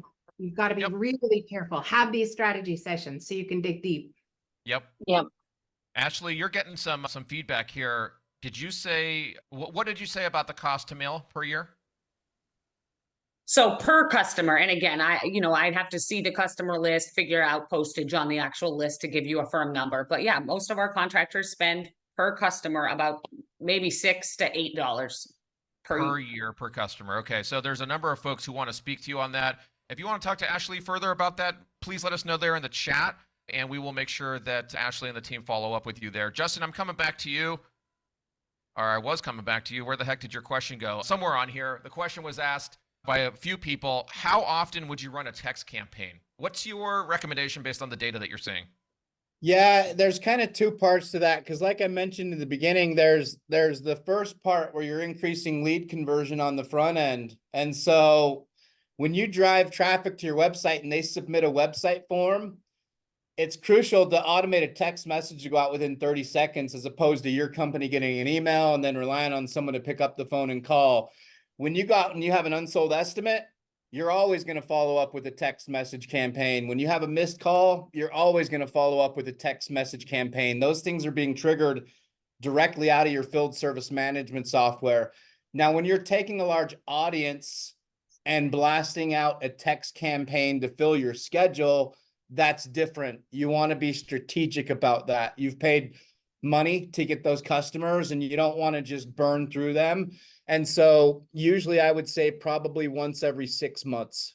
Okay, good. Danielle, this question is from Dan Thompson. I think you may have briefly answered this in the chat, but I want to give a chance to talk about it here. How important is it to decide what client base you want to cultivate and target those victory villages? You know, this goes so well with Crystal. I know she jumped off, but Crystal says, you know, when you have your brand, you've got to know your persona, your target customer, which is, and you give it a name, right? Let's say it's Jane. And so Jane, where does she shop? What does she do? Where does she go to church? Like, figure out who your customer is. But we like to say with the new flat rate, also, which customers always buy higher than the bottom option. So like Jen says, always look at the data. So if you've got a bunch of middle of the road buyers that are loyal to you and you can be loyal to them, like where are they? Where are those neighborhoods? So yes, let's look at those neighborhoods where there's a customer that really fits our persona. We like to do business in that neighborhood. We like the kind of equipment in that neighborhood. Maybe it's not a whole bunch of old 100-year-old boiler systems and basements, but it's easier to access areas, for example. Like maybe it's there's a lot of things that go into that. And so we do want to target those areas for our marketing spend too. Panel, thank you for sticking around. And audience, I still see so many of you here in the room. I see Ashley, and Amber, Alyssa, Alex, Dina, Elena. There's just pages and pages of you here. Luis, I see you need to leave. Thank you for this great presentation. You're welcome. If you're still here and you asked a question and I haven't yet posed it to the audience, please copy and paste that, put that back into the chat. And I'm going to go off the list that I see here in the chat. Craig and team, thank you for putting the document together with all the questions. But I want to give those of you who are still here in the room, John, I see you here, Kathy, Lexi, Lori, Maddie. If you have a question that I didn't take on the air, please let me know what that is, and I will get it to the audience. Danielle, I'm going to come to you. Is there, a tie down point or a key, idea that you want to leave everyone with based on all of the questions and feedback that we've heard today? Something that stands out to you? There's so many good things, right? So I just want to encourage everybody. We're not going to fix it all overnight. It's over time. But where's the low hanging fruit that will make a difference in your business, especially if you're about to move into a busier season? What is it that you need that's going to relieve some pressure from your team and help increase your opportunities and the revenue right now? And that's really a leadership thing. We have a lot of owners on here. And so we need to take a second to put our owner's hat on and think about our business being outside of the grind and what little triggers do we need to pull first to move us to the next step, because there was a lot here today. And even I wrote a couple things. I'm like, I need the best postcards and I need chirp, so even for the new flat rate. So we got a couple things. Just what little things can you implement right away? Ashley, for you, there was a lot of chatter around direct mail, which I think is fantastic, and a lot of people who have never used it or never considered using it. Give me kind of a tie down point based on everything that you've heard from the audience today that you want to leave everyone with. Oh, that's really tough. Direct mail is not dead, and there's probably follow-up conversations to be had. I would love to get, whether it's the owners on here or some people said, their owners don't believe in it. We'd love to schedule, that introduction call and tell you about how we can help your business and, do that free customer and market analysis like Danielle and everybody else has touched on, really finding out who that customer is and where those like-minded customers, as far as homes they live in, how much money they make, whether they have children, find those like areas and making sure that you're targeting the correct people. So we would love to help with that. Love it. Love it. Jennifer, Greg is saying, tell everyone how important when rebranding it is not to make a mistake about losing everything from an SEO perspective. I think a domain name perspective. Give us some color on that. Absolutely. So your domain, your website address, the address for your business, right? Your digital store has a domain authority. The longer you've had it, hopefully the more content you've added, the greater your position as far as being visible to consumers who are searching for your services by location, the more critical it is to make sure that when you go through a rebrand process, you don't tear your life's store down. I've had hundreds of companies come to us that have gone through a rebrand strategy that have changed their URL and literally cut their business off at the knees. Oof. They have removed all of their calls instantaneously. They've been told by a branding company that all you have to do is throw and redirect your old site to your new site and boom, you'll be fine. That is just simply not true. So here's the good part. I think 80% of the entire trades industry has less than 50 pages on their website and less than 200 visitors to their site and is already not doing well on digital anyway. So if you need to go through a branding process and you're not performing online, do it now. And then once you do that, then now we've got to concentrate on implementing strategies that are going to get you positioned. If I have 200 visits to my website and a 50% bounce rate and a 3% conversion rate, that's not a lot of calls. You're probably getting most of your business from Google Business and referral business, which if you are referrals and Google Business, most companies that are only generating business through those two strategies don't get over $2 million in gross revenue anyway. And there are a lot of companies that are sitting at that 2 million and never make it over. So if you're in that 150 to 2 million or 1.5 to 2 million, and you're thinking about investing in digital, a web project is not a branding process. So going through and trying to get your website redone and branding, those are two separate things. Now's the time to do it. If you want to get from 2 million to 5 to 10, and so forth, having a brand in place before you go and really invest in digital is very, very important. If you could at all pull it off, try and do that so that you don't wind up making it to $5 million, going through a rebrand, and then changing that URL and dropping your business to your knees. It's really important. Kristen, thank you for dropping this in. Kristen is saying, I just sent out postcards through the best postcards and already getting calls. Ashley, I know, as we've talked about already today, some folks think, hey, direct mail's dead, or it's not an effective strategy. Kristen, thank you for echoing that, and congrats on those phone calls. And thank you for mentioning the best postcards there. Ashley, I see is excited there. So Maddie is asking Jennifer clarification there. Adding a landing page that redirects to your website doesn't change anything with this. Is that correct, Jennifer? Adding a landing page. So That redirects to your website doesn't change anything. I guess maybe the idea is being the landing page has got the new brand and it redirects to the existing website. Maddie, is that what you mean? yeah, a landing page is a destination for a postcard, for a mailer, for a paid ads campaign. A landing page is not your organic marketing platform. It does nothing. Google's not going to give a one-page website credence or credibility. It means nothing to Google. So if I understood that right, landing pages are typically no index, no follow. You pay money externally for postcards, mailers, flyers, billboards, TV, radio, paid ads to drive conversions to a landing page, which is a very different strategy than your website being built out with content, products and services that properly represent every service you want to sell in every city you want to sell it, that are optimized to make it organically in the top 10 listings where consumers like you make the majority of their buying decisions when there is a demand for what you sell, where you serve. So just redirecting websites is very, very scary. And Google specifically says, avoid redirects at all costs. You don't want to have to redirect unless it's a very tactical SEO strategy where you have two similar pages. One is outperforming and has a higher authority than a lower one. And you're going to get rid of the one that's cannibalizing your primary page and you're going to redirect tactically, but it shouldn't be just wiling out changes of website URLs to website URLs. You want to be very careful. Thoughtful. Do it thoughtfully. And if folks have questions around how to do that, I'm sure you're happy to help. Is that right? Yes. All right, awesome. Pat is asking, what is the best way? Danielle, I'll let you expand on your answer here. Pat is saying, what's the best way to market to commercial prospects and clients? Danielle. I'm not the marketer, but I said shaking hands. You got to have some boots on the grounds for some of those special. Yeah. Jennifer, do you agree? Yeah, Yeah. I mean, the majority of commercial transactions are done from relationships with GCs and those building managers and so forth. The demand for search terms related to commercial is significantly lower than residential, significantly. Residential is way up here for demand, but most commercial businesses through relationships. Mm-hmm.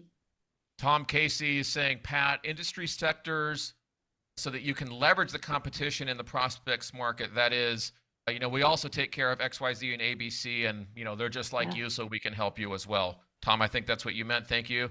Pat, let us know if that helps. Dan is saying, I think back to you, Pat, as well. Cold calls, and more cold calls. And Tom is saying, stack those industry association memberships as well. Justin, I want to come to you based on the feedback that you got, the questions that you had in your portion here today.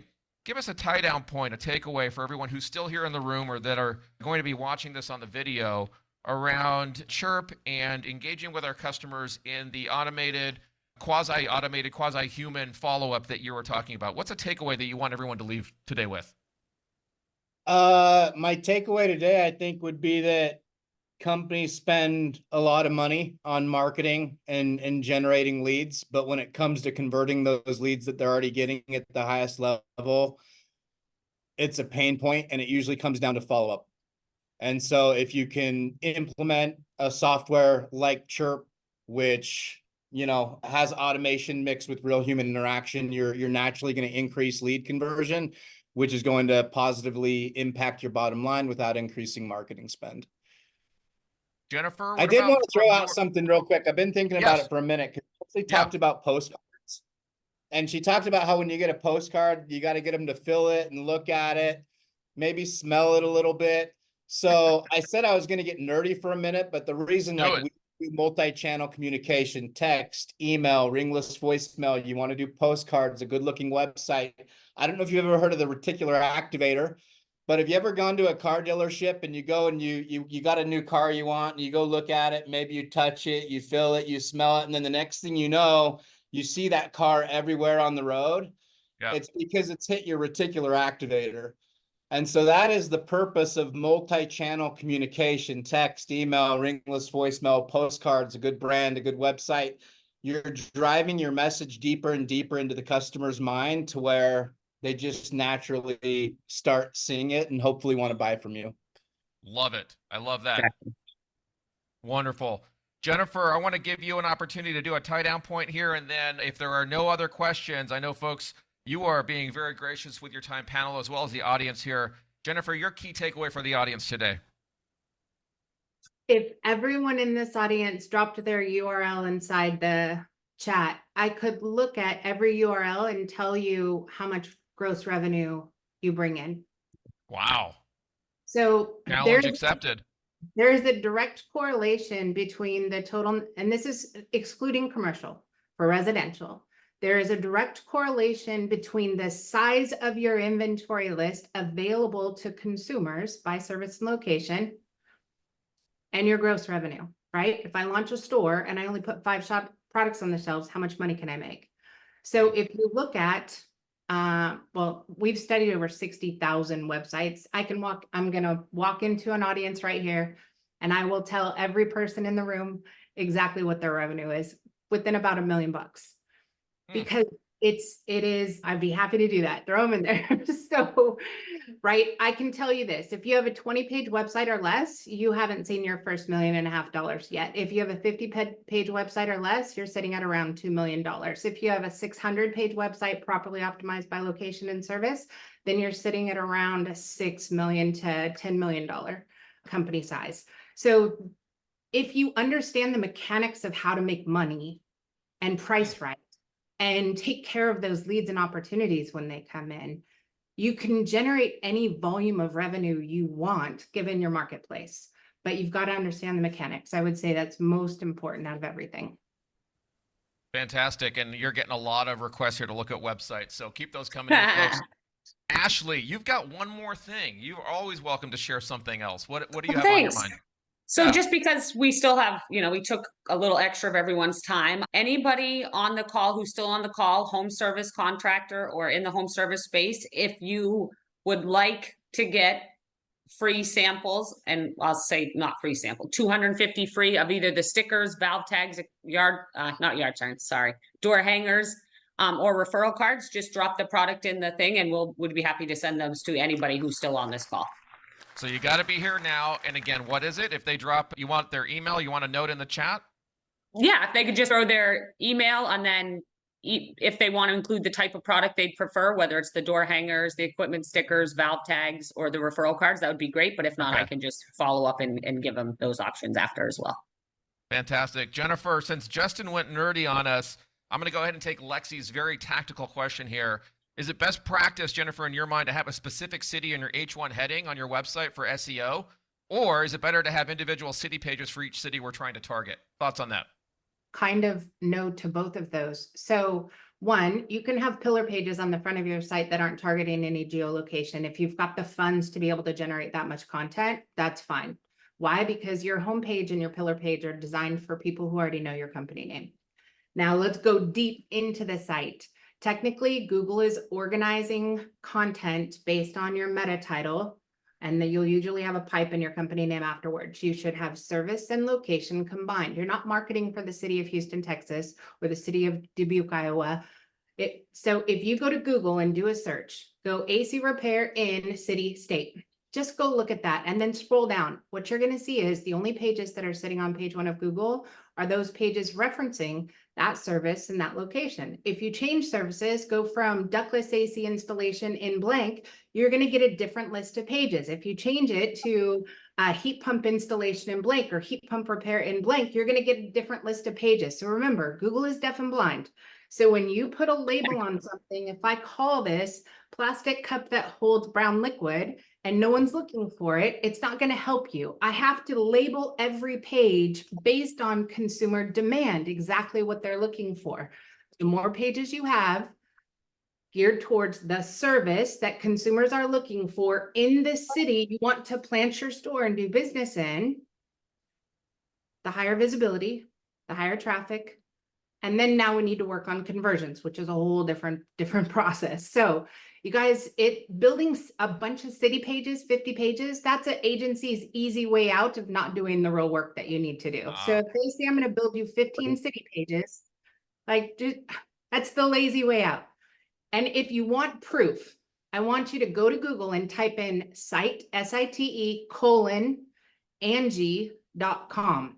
Go look at Angie's list. That's your inventory list. They have 2.8 million pages, one page for every service: handyman in Tallahassee, handyman in Seattle, handyman in Pompano Beach, handyman in Jackson, Florida, right? Every single page gives you the opportunity to get into a different drawer in front of a different group of consumers who have a different demand in a different city. So go look at Angie. That's why they're on page 1 of Google for every single service across the majority of North America. Jennifer, I see Mark here. He sent it just to us, but he's saying the best advice: do what Jennifer says, with 2 exclamation marks. That must be Mark Staten. Yes, it is. I've been with her company for years. Lexi says, wow, that makes a lot of sense. Tom is saying that's gold, Jen. So fantastic. Preach it. Yeah, she loves it. She loves it. Folks, I got a question for all of you. There's still a lot of you here in the room. If we haven't asked a question, I'm going to have to bring us to a close eventually here. So I'm going to try to do that soon. If you have a burning question, be super selfish right now. You see some of the questions going super narrow, super tactical. Be selfish. Ask that question. And I'm going to be selfish. I'm going to ask all of you a question right now. How many of you got value out of today and would like us to do another session like this at some point in the future? Did we bring value? Did you enjoy hearing from the panel? And would you like us to continue doing this at some point in the future? 100% I did. This was very helpful, says Ashley. Definitely yes, yes, yes. A lot of yeses coming in. This is good. So panel, this is all about you and the value that you brought today. Thank you for that. Let me see if I missed any questions amidst all those yeses. Let's see. It's coming in. Thank you for hosting the event. You're welcome. Definitely something I'd like our owner to sit through. Laura, that's interesting. So there are some stuff here, I take it, I'm reading between the lines, Laura, that you heard that maybe you've been talking to your owner about, but he or she hasn't been leaning back in the way you were hoping. Is that kind of what you're talking about there? Justin says, thanks, everybody. Thank you, Justin. Fantastic. Samantha saying, how do we know how to keep growing with new trends as they are changing so fast and know which ones to actually invest in? Panel, shake your hand at me or wave your hand at me. Who wants to take a stab at that? Okay, go ahead. I'm down, you guys, right now. Oh my gosh. I have a whole team dedicated to the future, and I have the rest of the company trying to bring everybody into the current.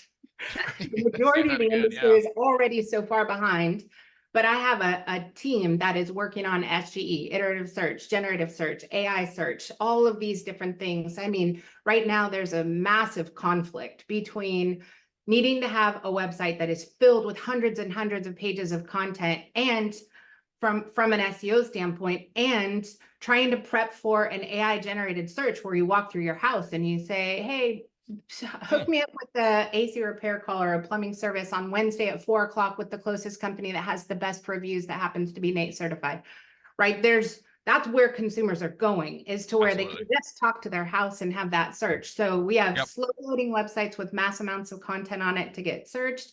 And we need to have literally websites that load at lightning speed. So right now, I mean, in our world, we're having to remodel, deconstruct everything we've ever done to prepare for 2025, where who we are right now, it doesn't look anything like what it's going to in 2025, because when you see your search engine and that search with AI pop up, and consumers can have conversational discussions that ask deeper questions. How much does something cost? Are they NATE certified? What are their reviews? Do they sell this product or this product? What's the price? What's the financing options? When they can ask detailed questions to a search engine that communicates like ChatGPT, now the whole game changes. So you've got to be prepped for consumers that are utilizing an AI generated search query, which is more conversational, which is way more complicated than just what I was saying. You should probably have all the services you sell and all the cities you sell them on your website. That is like 10 years old, but we're still working on that. Yeah. We could probably, and I know it's a little I'll grab that one overplayed and too. people are probably like, I hear too much about AI these days, but we probably could do a session like this specifically on AI and how it's going to change the industry and how it's going to change everyone's life here. It's, folks, if you think it's just a fad, I often say this is as significant as electricity. You may disagree with me, but it is going to change everything. Yeah, I Tom want to add to Casey, that. Can I add to yeah, that? go ahead. Yep. Yeah, I just happen to have this book on my desk. Change is good. You go first. Yes. There you go. Makes me laugh all the time. Change is Yep. good. You go first. So there's so much happening right now and so much change, as Jennifer just said. Yep. But as we start to adopt and consider what should we spend money on, what should we not this next year, I encourage everybody to do it with your team. So as an owner, it's very lonely and hard when you put all that pressure on your shoulders to think, you know what, I have to choose the right spend, the right companies, the right everything. It is Yep. not all of you, and you do not see everything. And so if you bring your team into the meeting and you talk about, hey guys, what do you think we could be in the next 5 years? What do you think we could be in the next 1 year? And then listen to what they have to say, because they see different things that affect different parts of your company, and make decisions as a team for which direction you should go to adopt all of this change that's coming. It'll take some of that pressure off of you as an owner, and then they will be able to get behind you and with you, and you'll be able to move faster and better if you do it as a team. I think it's Well very said. easy as an owner to be like, oh, I got to go try all these things. Yep. But then your team's not happy with all the change and you got all kinds of problems in the ranks. You don't want That's that. right. That's Can right. I say Well, since you something showed there? us, yeah, go ahead. Yeah, so I think AI is going to be like the internet was when the internet got released. I think it's going to have that big of an impact. In regards to your question about how people can keep up to speed and implement this stuff, I would recommend doing your research. Like Tom said, there's no silver bullet. There's a lot of new products out there and a lot of new things coming out. And so do your research, and then other people might disagree with me here, but I wouldn't go trying to implement 4 or 5 things at one time. Even these products on this call right now, I personally really care about people winning through Chirp personally. And so if someone's going to come on board with us, I tell them, listen, don't do this unless you have somebody on your team that can actually dedicate the energy and effort into getting this set up. I would recommend looking into some things, doing your research, picking one thing at a time, knocking it out, investing energy into it, getting it up and running and making it efficient. And then you can always look at other things after that. But I wouldn't go try and implement, 4 or 5 things at the same time. That's 100% correct. You mentioned the 12-step roadmap to achieve accelerated results. Yes. You have to implement the right things at the right time.